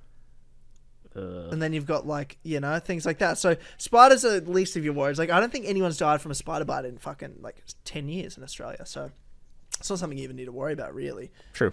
And the most deadly spider in the world is in, not where I live. It's in the Sydney area, which is the it's called a funnel web spider. Ugh, that sounds so they horrible. dig like little I hate holes. that. So they find like little holes and trenches, and like they web the whole walls, all the walls of the tunnels. Ugh. And like the type of web, it's like, it's fucking this. Hang on. I am not looking at a no. picture. Yeah, I was It's going to not say, happening. this is only for me. Hang on. Yeah. That's a line I'm not crossing. No, the funnel web spiders they're huge, they're terrifying, and they're the most deadly spider in the fucking world. But it's seeing their burrows is what's really can't terrifying do it. about that. I'll hang on. I'll send the link so you don't have to look at it. Yeah, I'm not clicking it. It's not happening. Anything related So to it's that, spiders does Matty, me it's the don't look at the Oh, no. It's got a thumbnail. It's got a Yeah, thumbnail. I'm not clicking It's got a it. thumbnail. Not clicking it. Not even clicking don't look open at it. chat. Not doing it. Yeah. Yeah. Well, you see what I mean, Matty? Like, Yeah, it's, yeah. that would, if I saw not even the spider, just that funnel, I'm out. I would be out then. I would be out. Like, I'm not fucking around. I would be as far away from that shit as possible. Because you just know more are in there.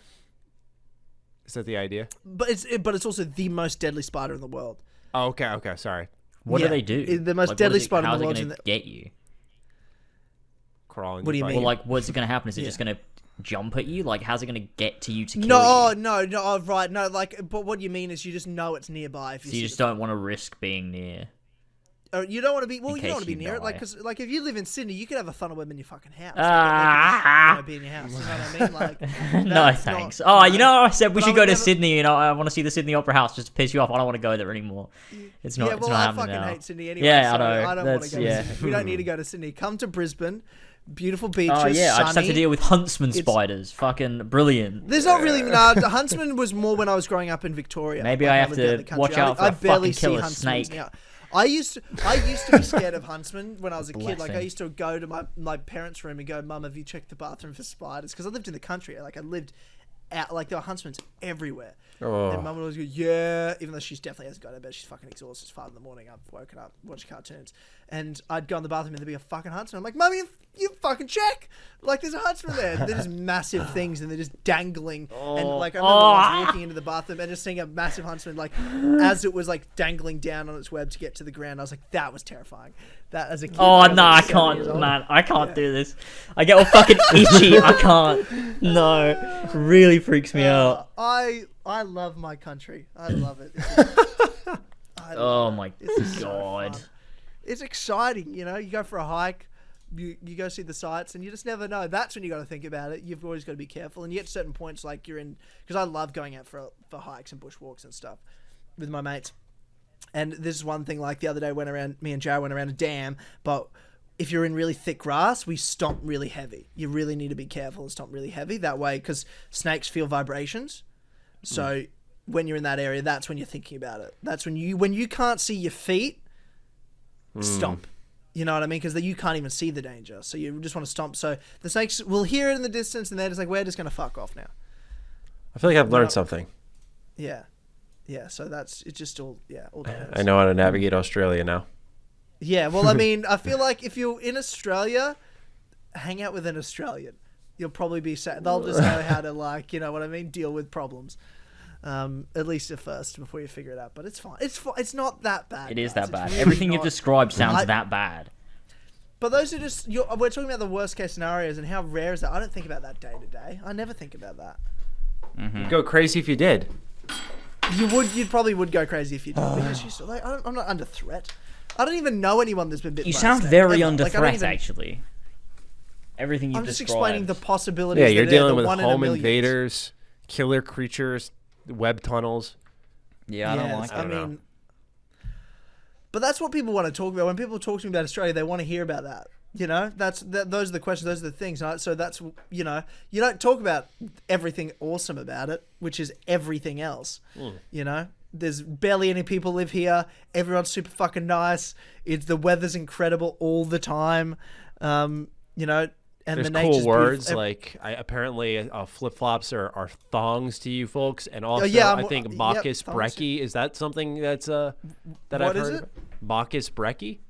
Bacchus Brecky. I don't know what Bacchus is, but Brecky's what we Marcus call with like an breakfast. M, like I think Marcus. like I think it's supposed to be like McDonald's breakfast or something like that. Like Macca's. Oh, am I saying it wrong? Macca's. Yeah, it's Macca's. Yeah. So we call McDonald's Macca's, and breakfast is Brecky. Gotcha. Like, just put any word and we add E to the end to shorten it because we're lazy as fuck when we speak. It's like a biker. We call them bikies. You know what I mean? Like, you know, just anything. We just add E on the end to just shorten it. And that's what we do. That's what we do because we're lazy. So yeah, it's Brecky. The Arvo is the afternoon. Mm-hmm. What are you doing? What are you doing this Arvo? Oh yeah, just I can't, man. Yeah, like that's what we shorten shit.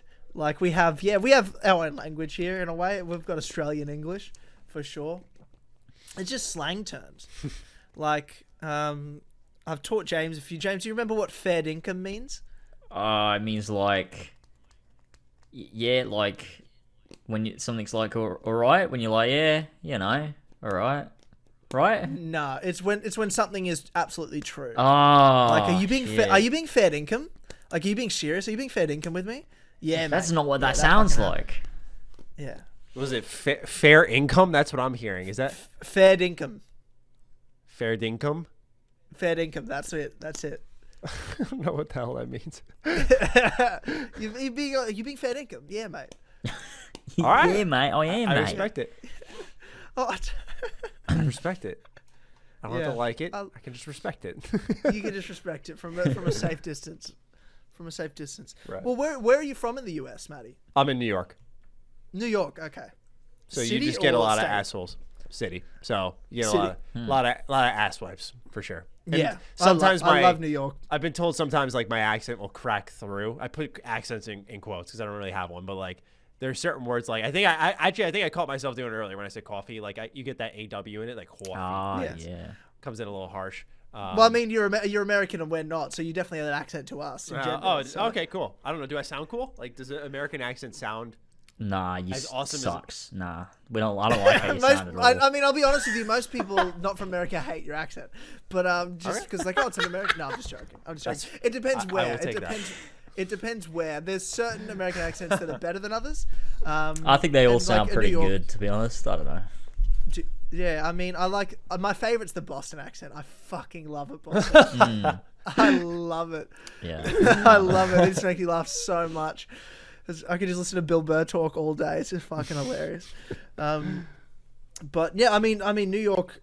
I remember because when I was in the US a couple of years ago, I just went through as my first time. I went through LA and then I went to New York, and I loved New York because it's a breath of the fresh air. Because people ask us, I'm like, oh, thank God, at least they're being honest. Whereas everyone in LA was fake as shit. You know what I mean? People being nice to me, I'm like, I don't fucking trust you, you fuck. Like, what do you want from me? LA And then I get to is New a York and different people are beast. angry at you and shit, and I was like, these are my people. At least they're honest. I don't care if they're assholes. At least they're straight up with you. So It's great here. Yeah, I know. You just gotta be able to deal with the honking horns all the time. But other than that, you can walk anywhere you want. LA though, I despise to my very core. So it's funny you same. bring that up. I hate it in LA. I hate California mostly, but I hate it. Yeah. Like going to E3 is like this mixture, since I know what LA is like, of like excitement for E3, but it's this momentary like, oh, I gotta be in fucking LA, man. Because like. Yeah. I remember like walking out of my hotel, and it was a decent place. I think we were staying at like a Marriott or something like that. Like it was a nice place. And like right on the steps out the front, we have security guards standing there. And then like down the stairs more are like a ton of dudes like shooting heroin and shit. And you're just like right here on the front steps, and like they're just chilling there. And I'm just like, okay, maybe this is normal. Like I remember walking around and like. We talked about Ubisoft a lot. We were walking back from a Ubisoft conference, and that was actually, I forgot how shitty this was. So we got an invite to go there and check out their conference, and it was in this theater hall. I gotta tell this story because people will be like, "What the fuck?" So we go to the theater, we show our tickets, and they say there is no longer room for us, even though we saw open seats. And we're like, "All right." So they put us in a room, a side room, with a fucking projector playing the conference as if it's on YouTube. And I'm just sitting there like, oh my God. Okay, I don't want to complain too much because it's cool I'm here, but I'm like, I came here to watch the show. And so then we had to walk back. Like, it was fucked, man. So we're walking back, and this guy's like walking around behind us, and he's just talking about how he's gonna take out his gun and like kill everyone. I'm like, dude, LA sucks. Like that was the moment I was like, what? This place sucks. I was like, I want to go home now. I've had enough. Oh my God. Jesus. Oh my God. I as soon as I landed the first time in America, and I'm like in an Uber from LAX just to, I think it was Burbank. I was staying, and because I was staying between, I wanted to be between Santa Monica and like West Hollywood and stuff. Right. Because there was things that's what I wanted to do there. And I just off the highway, I'm just seeing like fucking crazy fucking homeless people just shirtless dancing around, screaming and shit. I'm like, what the fuck? This is real? I thought it was just fucking in Grand Theft Auto. Like I didn't think it was just real. It's a big homeless problem in California for sure. Yeah, it was insane. And then I get there and everyone's just fucking. First of all, it just is the most soulless feeling. Like I just felt in the energy. It's the most soulless place I've ever been to in my life. I felt no positive energy around me. I felt just like sorrow and sadness and emptiness everywhere I went. Like, and there were parts of LA I liked, but like it was mostly just the worst. I just hated all Holy of shit. it. The people were fucked. Expensive shit. I don't know why you remind me of something because you mentioned like the homeless place that you saw, and I remember once again, this is a Ubisoft event. This is why I think it's just relevant to the conversation. I think they've made, I get it, by the way, they're a business, I'm not cranking them for this. I think they've made some cost-cutting decisions with their events, where they like say like, hey, come preview this game or whatever. So there was this one event they had it was LA. This was a pre-E3 press preview kind of thing. It was the year Odyssey came out. So I think 2018? That was last E3. Yeah. Yeah. So we go to this, or actually, was it 2018? It doesn't matter. They had Tom Clancy Ghost Recon Wildlands as well, so I don't know how relevant that is. That might have been 2016. But I digress. We go to this, we took an Uber and we go to like a abandoned warehouse, like in the corner of LA, and it's a completely isolated place. Like there's no security really, and you're walking up and you're like, is anyone here? And you walk inside and it's like all decorated and stuff, and there are people in there, but it's just this like creepy place. So you walk out at night afterwards once the event's done, and they're just like people roaming around, like homeless people, and they're like saying shit, and you're just like, they actually had this in like this really, because on the way there, I didn't understand, because I was familiarizing myself. This had to be 2016 because I wasn't really understanding what I was looking at. There were like cities of tents and stuff, and I'm just like, what's going on here? Like, something happened. And you just find out that like they based this whole event in like a warehouse in like an area where a lot of homeless people lived, and they didn't have security from what I recall either. Actually, they might have. They had bouncers out front. Sorry, but that was really it. And I was just like, this is kind of unsafe when I think back on it. I was like, damn, just anyone could have walked up at any point in time in the middle of us playing. A lot of people there, like, especially it was crazy. So. Once again, I don't want people to get the vibe that I'm complaining about the opportunities that were given to me or the event itself. I had a good time, but just like you think about those extra things that as times change, you look back on it and go, wow, that was a risky play. Yeah, that's crazy. But more to my point, I've never really had a good experience in LA. It'd be tough to pay me to go to California. It'd be tough.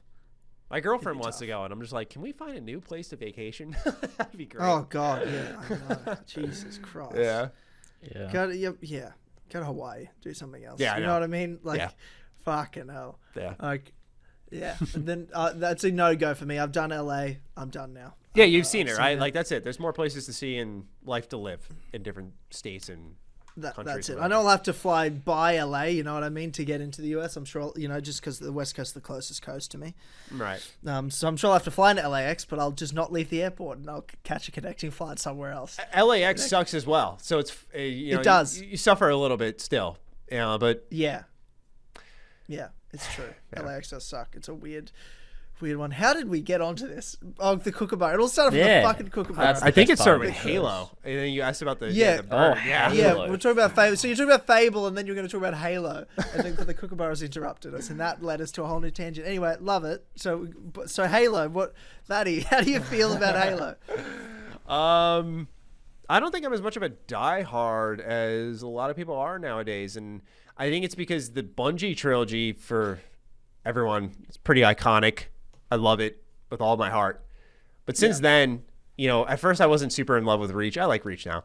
ODST, didn't really care much about. And then obviously the new trilogy from 343 has been less than successful so far. They've kind of just changed a lot of the core formula of what makes Halo. I don't know how else to put it. And really, I thought 4 was solid, I should say. Let me reel that back a little bit. 4 was solid. But then when 5 came out, much like you, Tyler, I was just like, oh, God, like this is not good. And then for me, the real twisting of the knife, the salt in the wound, was when Halo Wars 2 came out. And I'm like, hey, this is really fucking good, and it presents a pretty interesting setup for Halo Infinite. I'm like, wait, what? Wait, that should never, ever happen. Like, that should never... Like, it's a spin-off. It should not be doing a better job setting things up, making things more interesting that Halo 5 completely failed to do. So I have, like, a kind of churning excitement for Halo Infinite as, for the show. I try to keep an eye on things. I'm a little tired of we're going to show another picture. Yeah. Here's a developer Q&A. So they're not showing anything It sounds great, but mind you, their Q&As make me want to like jump out a window because I have to read through the whole thing because they don't just record it and just post the audio. They have to like transcript the whole thing instead so it can be edited. So you got to read like a 15-page document for like 2 details. And sometimes those details don't even make it in the show because you're like, all right, no one really cares about this. This isn't significant enough to eat up time on our show. Yeah. But their cycle is in a really weird spot because one thing that Halo 5 did right was they did like a nice beta about a year and change before the full release. So people could get in, test the multiplayer, make sure everything was working fine, and apply any fixes that needed be applied. But now, because the reveal was so botched, they can't really do a beta because they need to synchronize their re-reveal with this beta. So I'm really hesitant to be excited about their multiplayer, just because they're doing a ton of internal testing probably, but fans aren't getting to like put their feedback in on it. And it all stems from them fucking up the original reveal, because now when they show it, they got to hit hard, right? They got to show like the graphics are better, it looks better, the animations aren't stupid anymore. Like it didn't look like it played bad. And so ultimately they're kind of handcuffed to that. And I think the game may end up suffering on the multiplayer side for it. Story-wise, I'm pretty invested. I'm pretty excited to see where they take things. I feel like getting Joe Staten on board was a really smart play. I feel like that builds a lot of confidence. And, ultimately I can only hope that they put something decent out. That's all I really want, right? Like, and that's kind of sad. That tells you the state of things. Like, I just want something decent. Because I haven't had that fire quite like since the Bungie Halo days. So what sucks is that when they revealed Halo Infinite, I was actually really excited because the box art reminded me of Combat Evolved, which is my favorite Halo of the entire series. I love the first one so much. And same here. Awesome. So sweet. You get it. Like, I adore that thing. Like, 3 is amazing, 2 is amazing, but like Halo 1, there's just something about it, man. It's perfect. So when they started taking notes from that game, I'm like, oh, fuck yes. Like, give me every bit of that. So that's what's kind of carrying it. If it didn't do that, I don't know how excited I'd be. But seeing its openness, and when you look at, I think it's the second level of Halo 1, where you're going around the Warthog to all the different Covenant bases, and it's like, that was so revolutionary for its time, man. And you look at that, and they're doing that on a grander scale here. Like, Halo Infinite, I think for fans like Tyler and I, like, can really hit a perfect chord. And so I'm hoping for that at minimum. Just a nice Halo 1 inspired adventure, which they could end up fucking up with how they're doing Infinite. So they're adding content constantly, and I don't know if that means their story, which I think they said they're doing, and that means it could be incomplete. And it's like, oh, joy, post-launch content. Love it. Yeah. Yeah, that's the difficult part. Yeah, that's what's again so rough, them trying to follow industry trends rather than just making a Halo game. Yep. Just make Halo game. Yeah, exactly. I think as well, like, Call it Halo 6 and be done with it. Yeah, The free-to-play multiplayer is going to be great for them, though. Like, that game's going to be really popular regardless. Well, that's what's so interesting, right? Making the multiplayer free to play means, like, what is the content of this single player? And I know they've said, like, it's a live service, they're going to be constantly updating it, but, like, how are they going to justify? Like, because I mean, it's rumored that the game has cost a lot to make. I mean, it's rumored that it's like the most expensive game of all time to make. But so like in terms like, so what are they going to charge for this game for the just single player?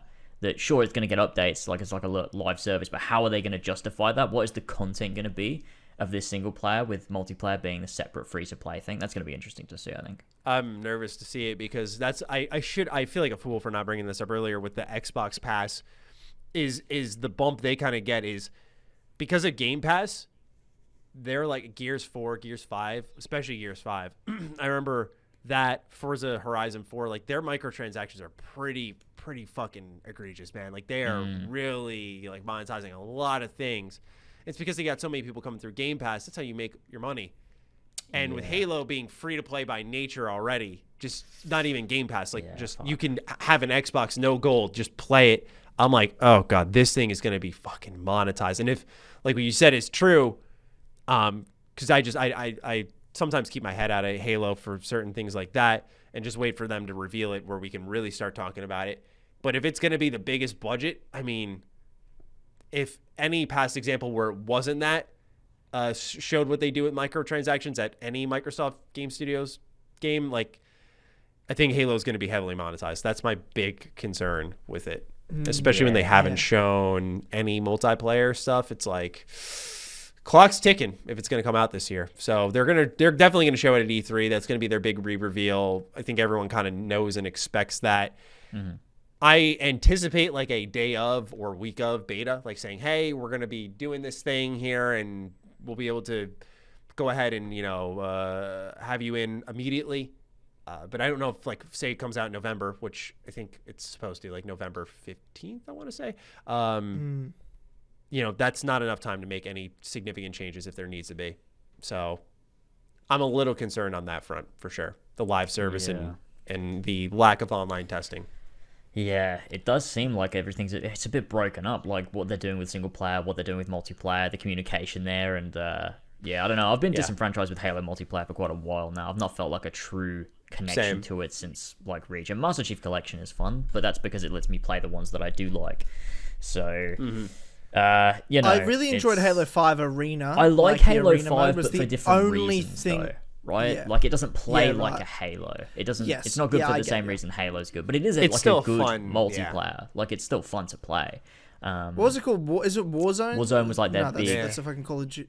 Yeah, that's their big thing. Yeah, okay. That's what it was called in Halo. Yeah.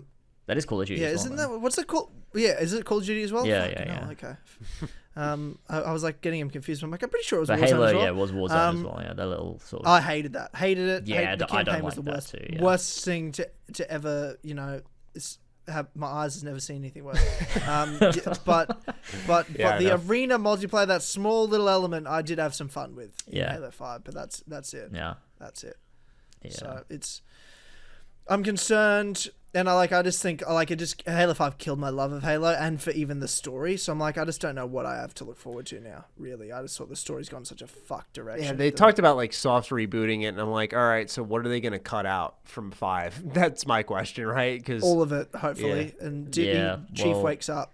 That'd be great, wouldn't it? But they're not doing that, so No, of course they're not. It's. I mean, it's gonna as long as Locke dies in the first scene of the game, wouldn't that be I'm amazing? a little bit happy. Wouldn't that be What amazing? a terrible character. What a fucking terrible character. How dare you? Imagine trying to sell me a Master Chief game and he plays for 3 missions. Fuck you. He's also shit in it as well. Like that fucking that scene in Halo 5, we got Locke and Chief fighting each other, and Chief is just like somehow Locke is, holding his own. It's like Chief should be like punching him and he should be flying across the other side of the room. Like, what the fuck is this bullshit? Why are they trying? Yeah, it just felt like they didn't get it. I'm not an idiot. 343. Like, I'm not falling for it. This is dumb shit. Yep. Yeah. I'm watching this Infinite demo again while we talk about this. Like, because I've watched it probably since it all came out. You didn't hate it as much as me, right? Really, when it came out. I mean, it. I hated a lot about it, but I was like, I hated the function of it, like so mad. like opening a map and just going around and doing all like some sort of like fucking open world game. I didn't like that. Like, I like if that's a singular mission structure, like the mission Halo in Halo 1. Like, that's one of my favorite missions of all time. Silent Cartographer was probably my favorite Halo mission of all time, though. That's a good one. I like Assault on the Control Room. Yeah. Oh my god, just there's so much good, and there's so many elements I love about like having an open space and getting your warthog going around. But I don't want that to be the whole game base. Is that where you can just go wherever you want and you find the missions? No, I don't want that. I believe the way I want it to be something special in the game that I remember. That's iconic. I think I'm with you. Yeah.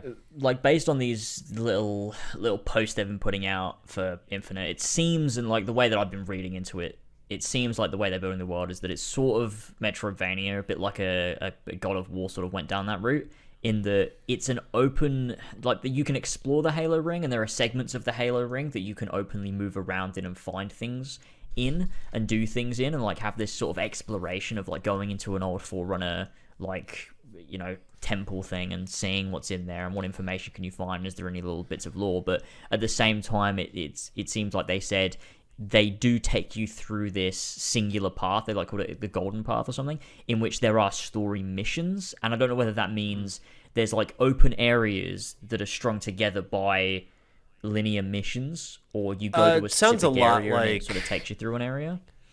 Have you played Gears of War 5? I've not played Gears of War, no. It sounds exactly like that. Like, that's kind of the comparison. Gears 5 has these. It reminds me a lot of Borderlands too. You'll ride around in this skiff thing, and you'll go from like spot to spot where you can clear out locations, maybe get a little more lore. You'll fight like another group of bad guys, and you'll scoop up an upgrade for a weapon, not a weapon, sorry, for this robot that follows you around, and Jack, and you can like freeze enemies and do this and that. But there is this one path. There's this one icon, which will be like your main story content that you can just breeze through if you want to. So I anticipate that, but better, because Gears felt like you would just go into a location You knew they wouldn't do anything different. So Gears 5, you'd walk in and you'd know you'd be fighting bad guys. Like, you'd never be doing a puzzle or anything interesting. And since Halo seems to have tools like the grapple gun and whatnot, it's like, okay, maybe we can get some interesting puzzles in the mix on top of the shooting and whatever else you can explore. So I'm anticipating it to play and feel a lot like Gears 5, which would be a good thing in a lot of ways. Gears 5 was pretty good. It sounds similar as well to Metro Exodus, which I didn't like, but I fucking hated that game. So sounds similar in a sense. I probably got that about game like felt 25% like Far through. Cry way too It much. really did, yeah. And it's sad because the linear sections were actually pretty strong. I quite enjoyed some of those. But when it puts you out into this big open space, it's like, fuck, I don't want to do this. This is not why I play Metro. What the fuck's this? Dude, that's what I said. I've never played a game series where it's way better when it's linear. But like Metro 2033 and Last Light especially, like these, Last Light was a masterpiece because it managed to still open up certain areas without losing its claustrophobic feeling, like you got in the train stations and whatnot. And like that is what it's all about. But like Exodus is just like, you get to that. The first area is fine. I forget what all these places are called, but the second sandy area where you get like a vehicle and shit. That's where I just quit, like, yeah, I was just like, this is fucking terrible. And then I go through this whole campaign not killing anyone. I'm a pacifist, and I get the bad ending, and I'm like, this game's fucking busted too. So that shit pissed me off. Like, especially as a longtime Metro fan, like I was making content on that game. I was like, this sucks. Yeah, that was a shame. I'm doing what I did the last podcast. What are you doing? 4 Pillars podcast. We were talking about Halo. All right. And I end up like looking up Halo music, and I'm just like, I get caught up. It's just so ridiculous. So ridiculous. It's wild. Yeah. It's wild. Well, what are your thoughts then, Matty? You know, going forward because you touched on Halo Infinite and where that's going to go. Fable 4, since you're a Fable fan, what are your feelings about Playground taking over? It's not Lionhead. It's, you know, totally new studio, totally new team, new take. How do you feel about their approach to this one?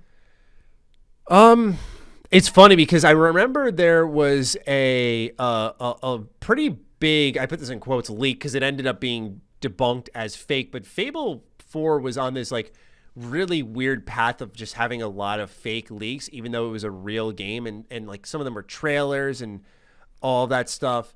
And as I heard more from the fake leak, it was a weird situation where I was like, I hope this ends up being true. So they were talking about kind of rebooting, which I think is the smart call. It's been long enough. I don't think continuing what was there after 3, it's a complete trilogy. Let it just be as it is, because it's not a bad trilogy, right? It's like a good series of games. Like, even with 3 in the mix and some of its issues, I think it's a good trilogy, which is pretty hard to say nowadays. Because it still manages to keep that Fable DNA. Back to 4, though. I'm expecting a reboot. I'm expecting to be open world. And I am praying to God they don't try to change any fucking single vision on the hero villain stuff. I am praying, man. I would make a video dedicated to how livid I would be if they were like, we decided to do this instead. That's like Mass Effect doing what they did with Andromeda. We're not doing Paragon and Renegade.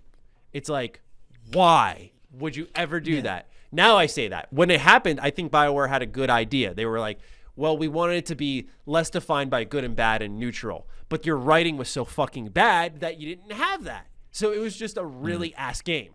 And there was no like catch to the writing at all.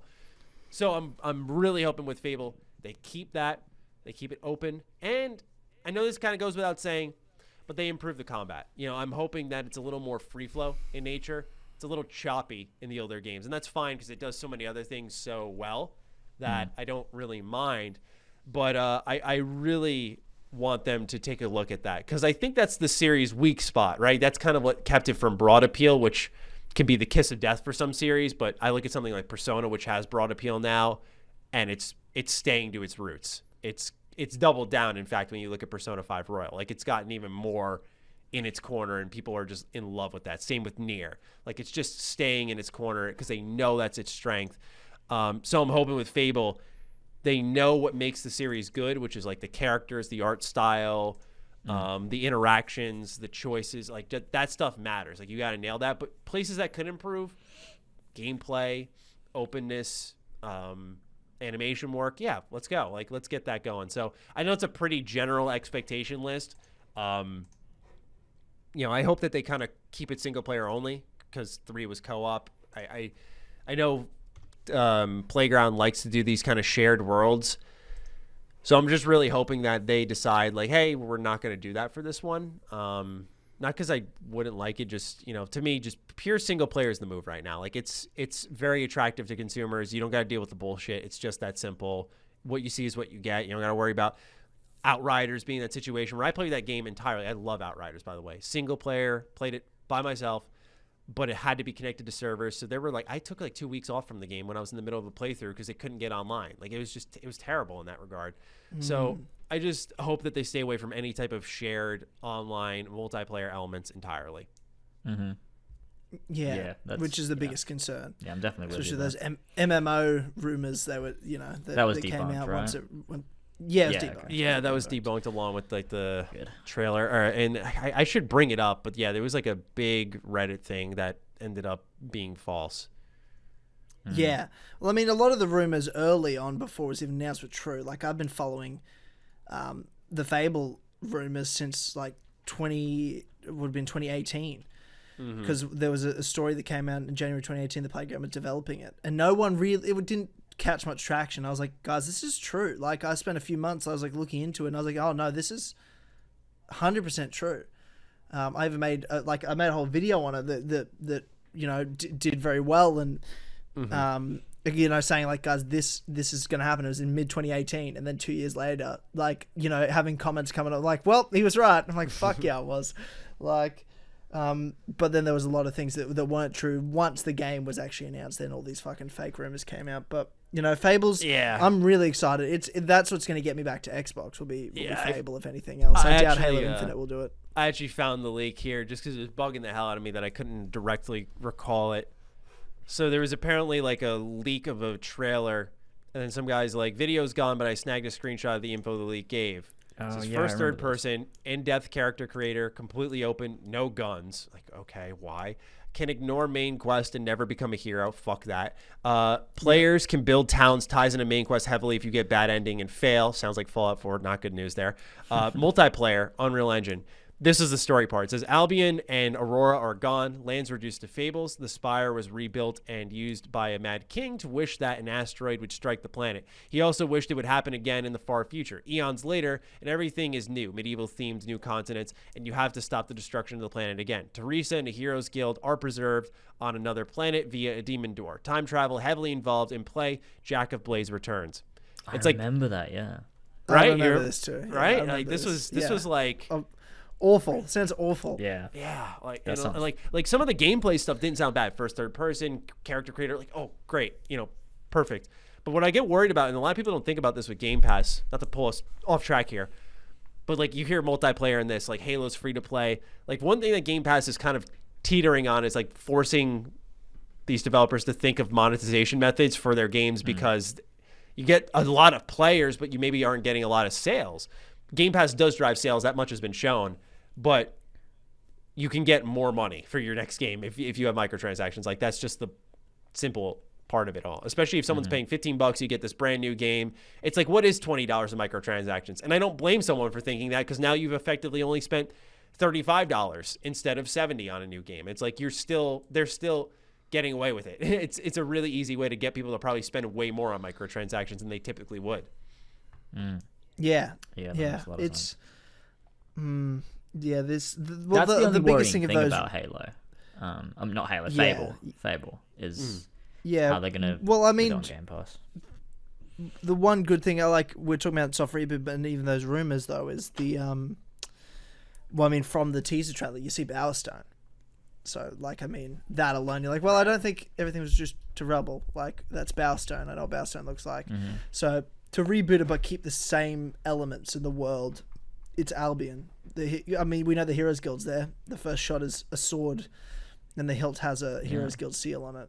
So, world-wise, this is Fable. Still, I mean, you could take it way back, couldn't you? You could go back to, back during those. Well, look, it looks do. between Fable 1 and 2, because Fable 1 Bowerstone didn't have Fairfax Castle and all that sort of stuff in there, and it's definitely pre-Fable 2. You could just see it based on how big the city is. Yeah, and with it being probably a reboot as well. I mean, it doesn't really matter whether it is or isn't, because the Fable games don't really connect. Like, they loosely do, and it's like the same world. You get to see at different points in history, but like, I don't feel you have to do like a clear-cut reboot to be able to just do a new thing in Fable. Yeah. So I think they're good to just be like, yeah, look, it's after Fable 1, before Fable 2.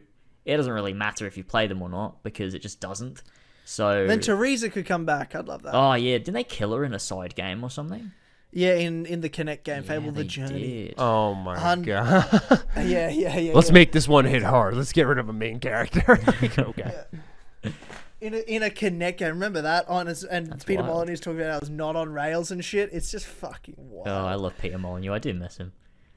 I do miss his interviews, man. Like, I would have a field day with him now as like a content creator. Back then, like, I didn't care, but like now, just being invested in the whole thing, it's like that's a whole different story.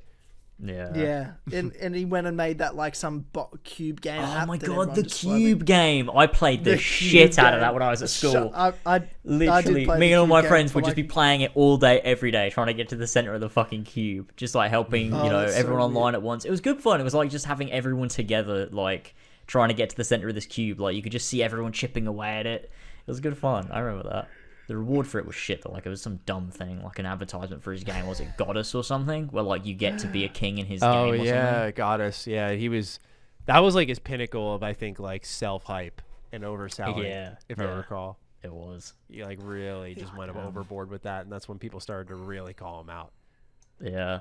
Yeah. He Peter Molyneux thinks a bit too much of himself, I think. Yeah, unfortunately, but he made Fable. At least he gave us Fable. He gave us Fable. We've got to give him that. Yeah. Never gave us the Fable he promised us, not one time. No, but never did he do that. Still great games. Yeah, I guess it's fine. I guess for what they are. Yeah, they're still great games. Yeah. Right. But you mentioned Matty Mass Effect in there. While we were talking about that, like Mass Effect Andromeda, Mass Effect Legendary Edition. I mean, by the time this podcast comes out, it'll be out. Fuck yeah. How do we feel? Well, how do we feel about the Legendary Edition going into it? We obviously haven't played it yet, but like, what's your feelings now as a big Mass Effect fan, revisiting that and going back into that? I'm happy that the launch is this week because I was worried that this would eventually bite me in the ass, but it never did.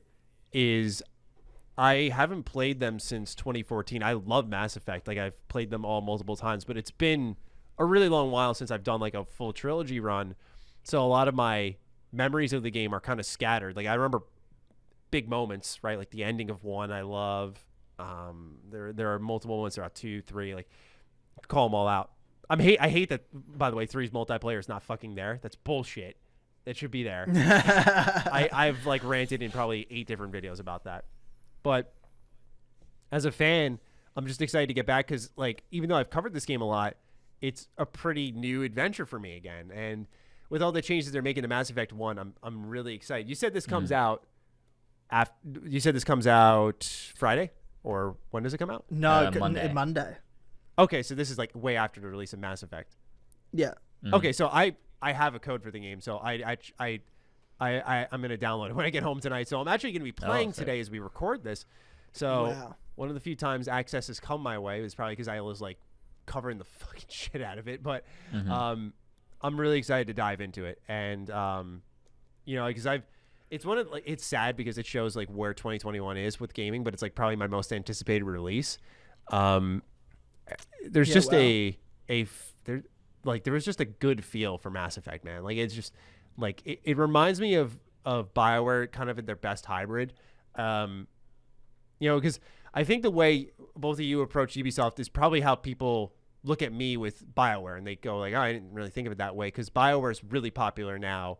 When they did Anthem failed, but Inquisition is kind of like my major punching bag for them.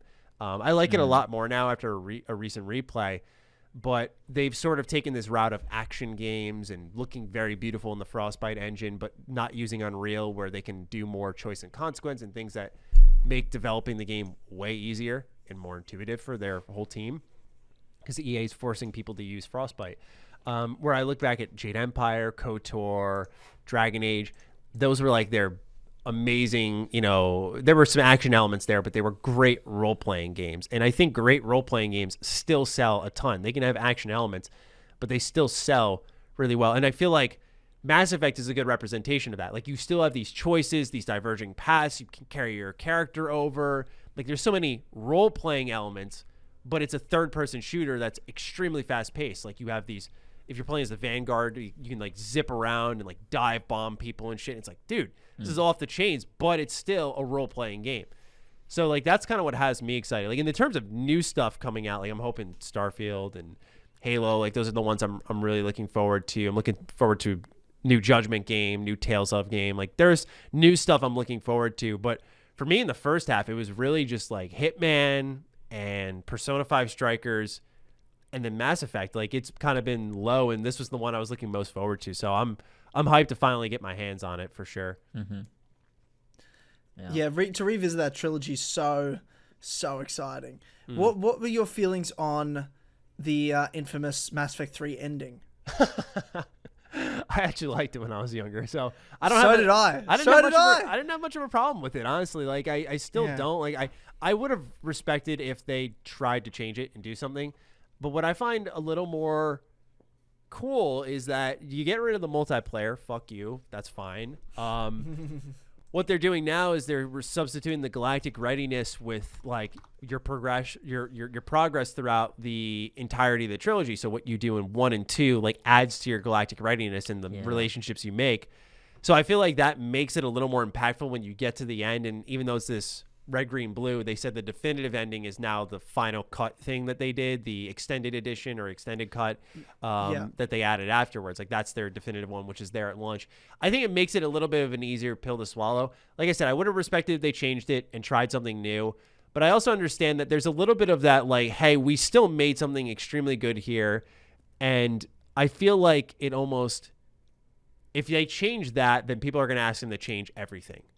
So I feel like it was kind of I don't want to say a good call, but I feel like it was wise of them to not cave into that pressure and change things that I think mattered more. Like Mass Effect 1, I do recall my playthrough of that. It did not feel good to play at all. So making that feel good to play, like, that should have been a priority. I don't think a priority should have been like hiding Miranda's ass. I don't care. I don't know. I don't know if it should have been a priority. But it. I've fucked around with Unreal Engine. Like, that's not hard to do. So a lot of people were like crying censorship and how could they do this? And it's like, you're stupid. It's not even remotely close to censorship. Like, it's just the effort that they went to. It's like, well, could they have added like voice lines here or there? Or like, there was this same-sex romance that is in Mass Effect 2 that was brought out through mods. And it's like, why not look into stuff like that? So there's going to be conversations to have about things that they could have changed. One of them being like the ending. But overall, from the outside looking in and on paper, I like what I see. Yeah. I mean, I'm with you. I was someone who was a fan of the original ending of Mass Effect 3. Not like a fan, but like, it just made sense to me. I don't know. Like, I just feel like going in and... I never felt it was bad. Just because, like, I get it, Mass Effect 2's ending was incredible, it was revolutionary, like, having all these different options, but I feel like if you do that in a third game, it's supposed to be the ending, like, where do you go from there if it's such a, like, there's 10 trillion different endings? You could never follow it up. If there's some sort of, like, almost closed off ending, like, the way you get to the ending's different, like, the experience you have, the characters that live and die, the relationships are different, like, that to me is what matters. Right. I don't think it necessarily needed to be, like, all these different ending choices or like results. I thought what they did was good, so I'm, like you said, I'm glad it wasn't a priority for them to change that or change anything. And the extended cut, I was like, I prefer the extended cut because it did add that with your relationships, but it was good. It was really good.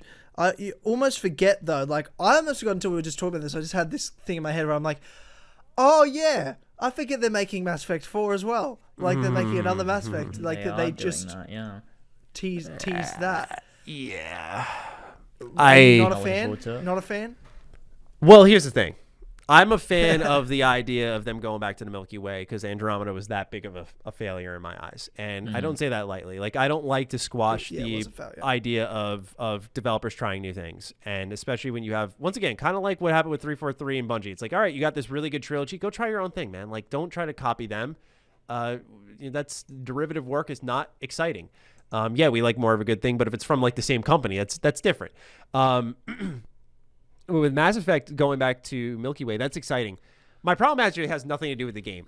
I cannot stand BioWare doing these early announcements of games that I will not hear about for ages. Some people go like, "What about Bethesda, Matty? You talk about Elder Scrolls 6, you talk about Starfield," but like they've only done it one time, and I think it did make sense in context of the game they showed off, which was a multiplayer Fallout game.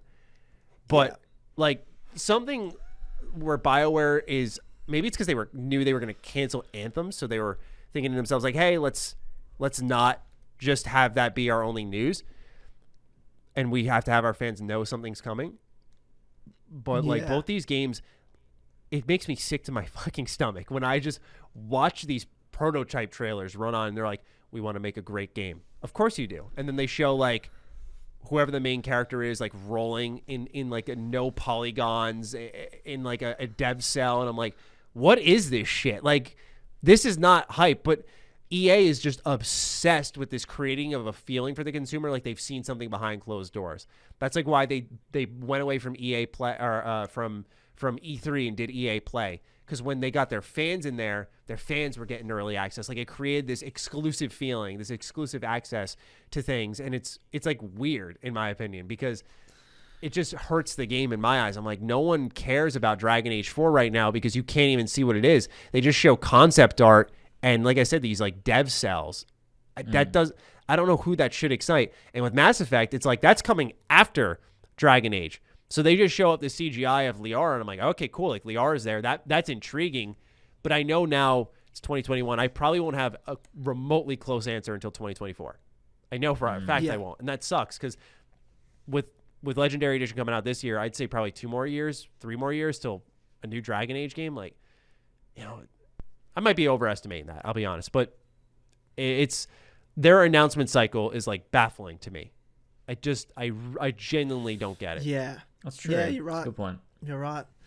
Yeah, because I bought straight in the hub. I'm like, oh fuck yeah, here we go, we're back. You should, dude. It's exciting. Don't get me wrong. I don't want you to feel like you or anyone shouldn't be excited because the game itself is exciting. It's just that when they announce it, it's like, fuck, I'm not going to hear anything about this. And the kind of love-hate I have with that is when I saw Andromeda, I was kind of like interested. And with Anthem, I remember making a video I got mass disliked, which this video probably would have done well now. I was just like, I can't support Anthem. I was like, I can't support this game. This looks terrible. Like, it looks nothing like what I want from BioWare. People are like, let them try new things. This is going to be great. You know, it's a live service game. I'm just like, nope. And look what happened. Like, BioWare has never succeeded with multiplayer, mind you. Like, they've, outside of the Mass Effect Horde mode, that was amazing. And they should have done that again. But they've tried it with Dragon Age. They tried it with Anthem. Just drop it. Just drop it, please. Yeah. That's all. Yeah. Yeah. For sure. Yeah, it's fucking wild. Getting back to single player is the way to go. For most of these studios, they're not built for that. No. Like, and you need to rehire new people that know how to do that. In which case, you're a different studio making a different franchise. You're not BioWare making Mass Effect or BioWare making Dragon Age. Yeah, exactly that. Yeah, it's mental. You mentioned Starfield, so I feel like before we wrap up, we probably should talk about that. Like, I don't know too much about Starfield. You've been covering this. What's the expectation? Do you think it's coming out this year, next year? Like, when are we going to see Starfield? When are we going to see Elder Scrolls 6? What the fuck is going on with Bethesda? I know, right? That's a good question. So, with Starfield, I've said it on my own shows and channel that, like, yeah, I was told in 2020 it could come out that year. Like, it was getting ready to go that year, and that kind of lines up with some of the leaks that we saw. But I think they were wise to delay it and get it going, where now I'm being told, and it's different because, like, I know I'm not your like Jeff Grubb or your Jason Schreier, where I'm like, sources say, and everyone collectively shits their pants. I know you got to earn that, if you will. And it's not like I'm trying to earn that, but I know I got to earn that trust. So I respect it. But I was told, like, hey, 2021 is the year for Starfield. Like, they're going to aim for it. And I also said, hey, like, the pandemic can delay this. I think I said this back in February. And I know I tweeted it in January that, like, this was the year for Starfield. But so I have that expectation that they're going to try to push for it. Will they actually get it out this year? You go back to their dev cycle. I look at where Todd Howard said in 2018, this is pre-pandemic stuff. He was like, yeah, we've been developing this game since after Fallout 4 finished with its DLC. And that was August of 2016 is when Nuka World came out. Yeah. So I'm like, hey, it's been 5 years. I don't know why for some people it's so far-fetched that it can come out this year. Like, I'm not even saying that in like an antagonistic way. Like, I genuinely don't fucking understand why people are like, 5 years, it needs more. It's like, well, yeah, I'd love to see Bethesda come out with a super, super polished title. But even internally, there's a point where you're like, we got to get this out and move on to the next thing.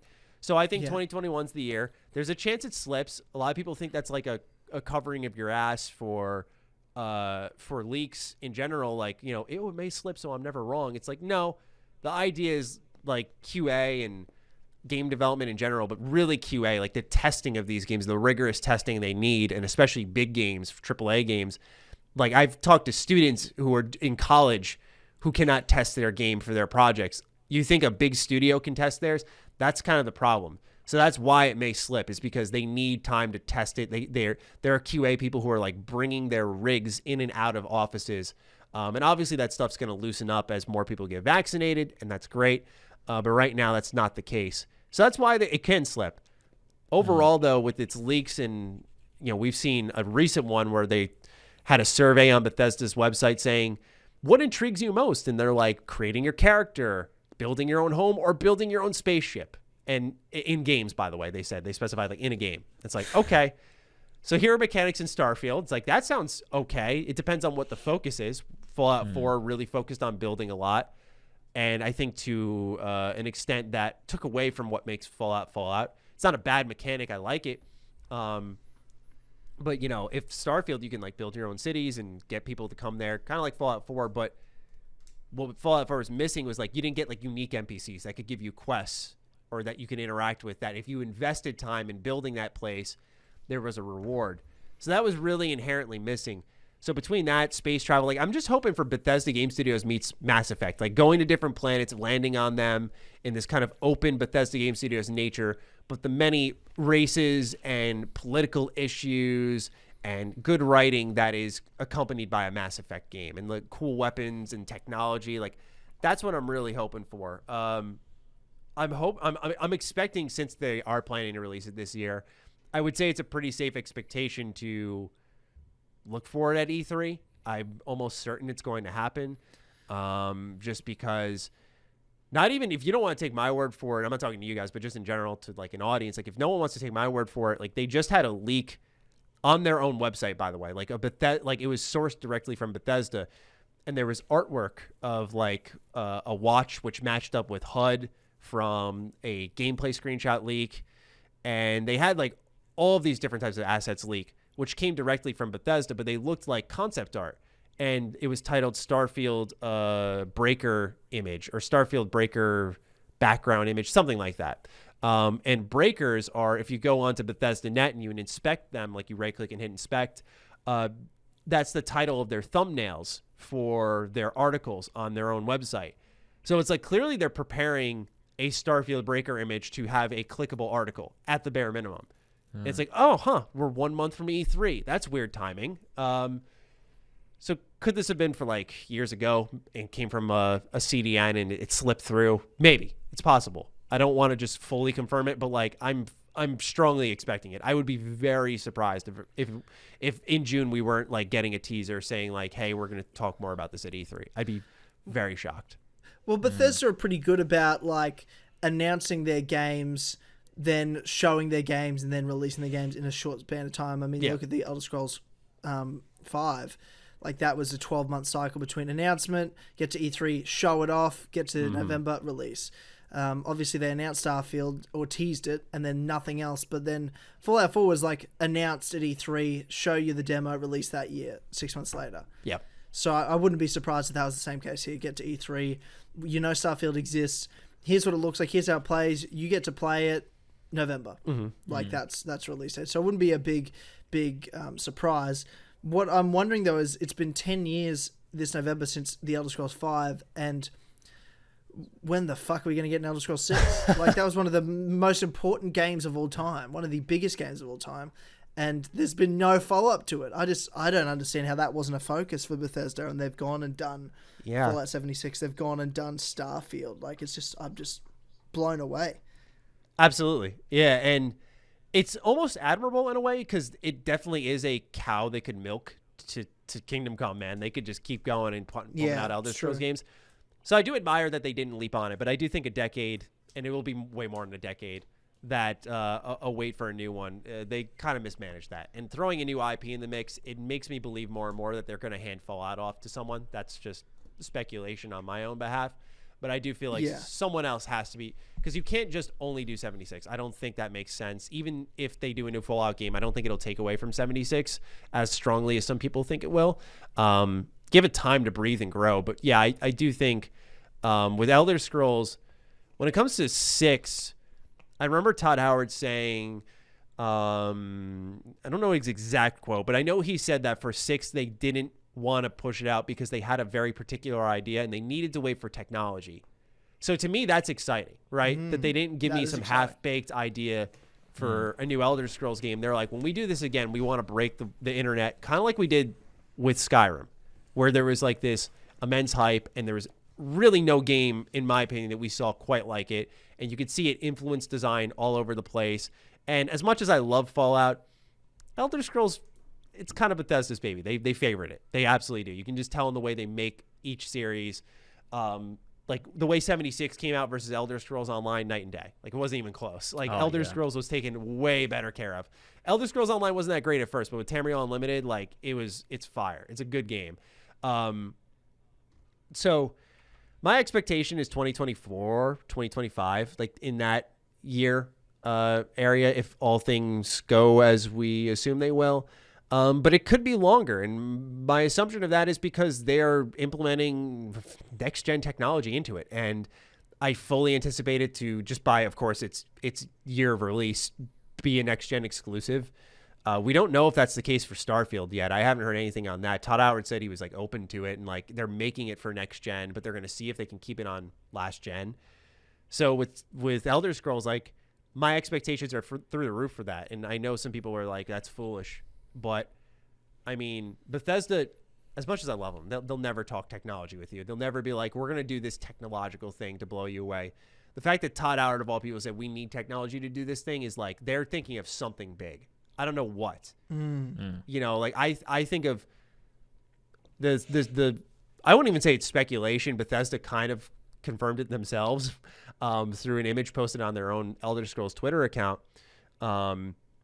It's expected to be set in Hammerfell, and where the conflict takes place, like there's a war brewing between multiple factions, and it's, you know, of course you had the Civil War of Skyrim, but like a full-on war with like the Thalmor, the Empire, Hammerfell trying to be independent. It's like, I'm expecting Elder Scrolls 6's big thing to be like huge fucking battles, because Elder Scrolls Online tries to do that with its Cyrodiil PvP, right? Like you're shooting weapons at each other and stuff, and there's like, of course, player versus player in general.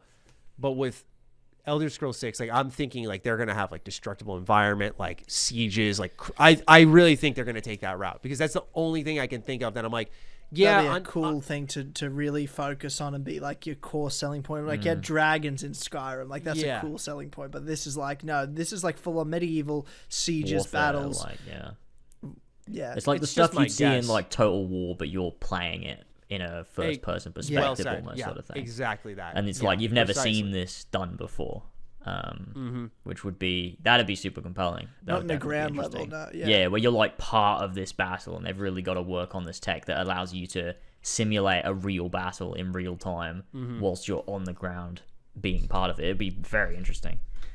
Yeah, I mean, they showed a little dev diary of Elder Scrolls 6, and are you both familiar with like Shirley Curry? She's the Skyrim grandma.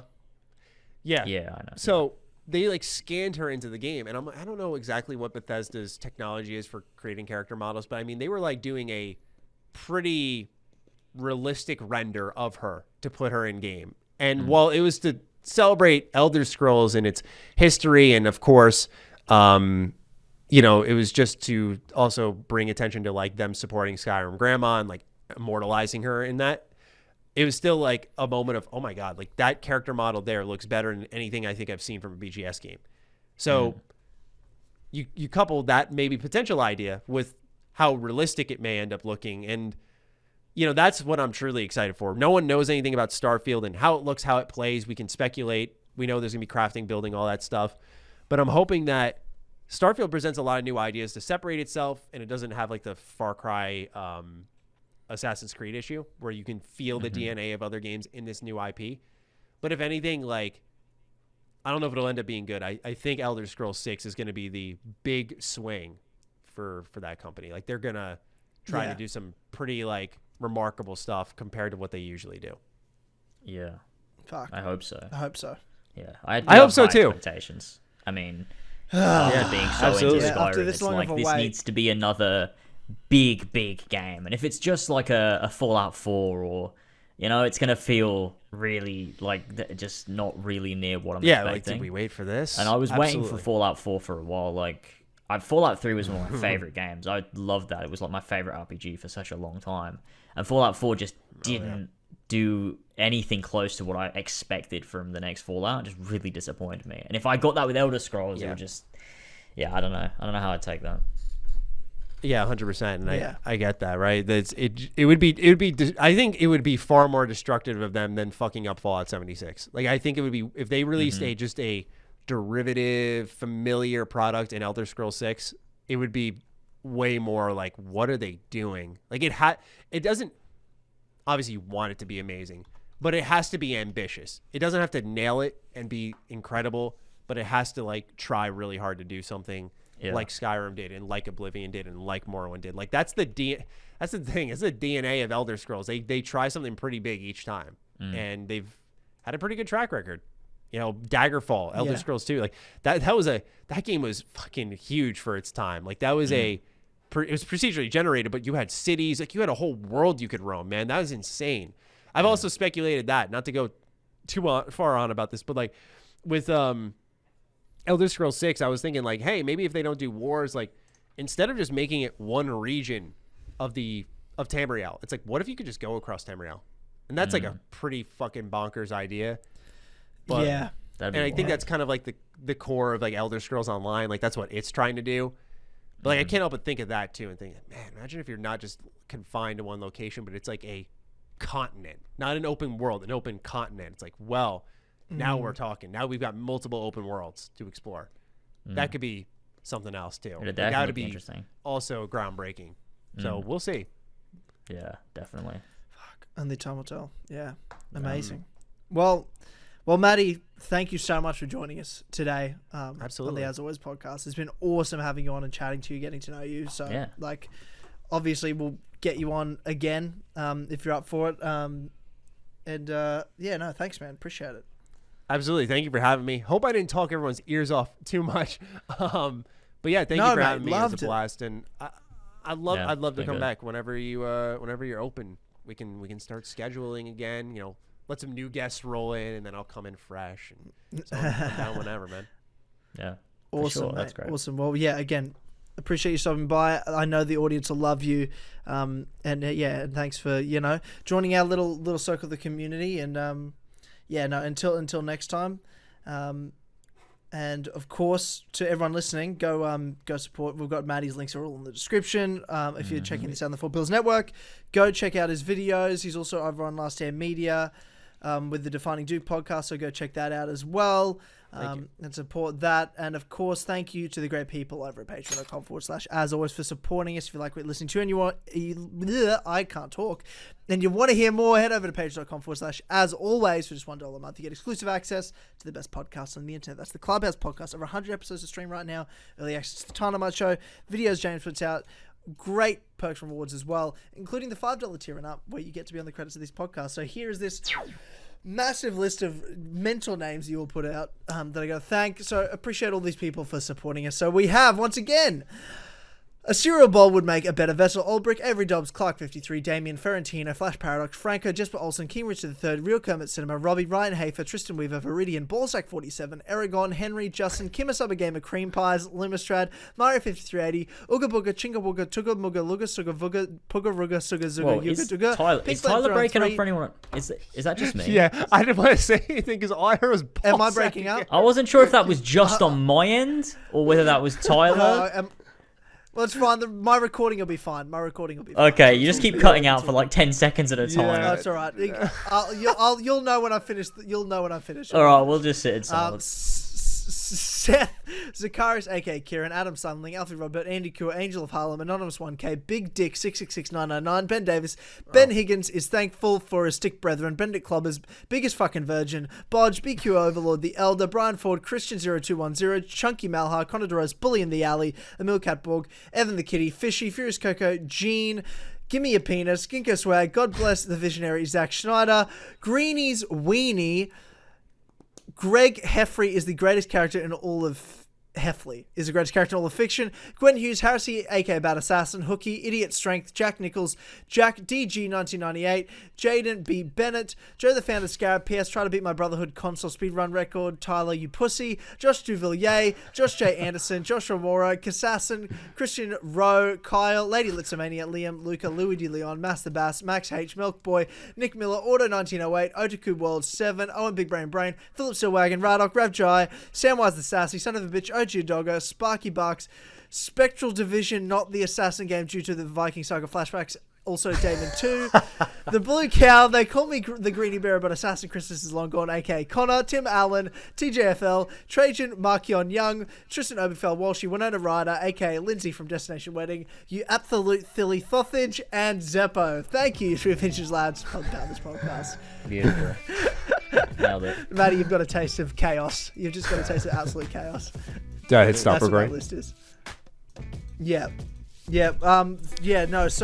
Thanks again, and we'll see you all next time for the next episode of the As Always podcast. Goodbye. Bye.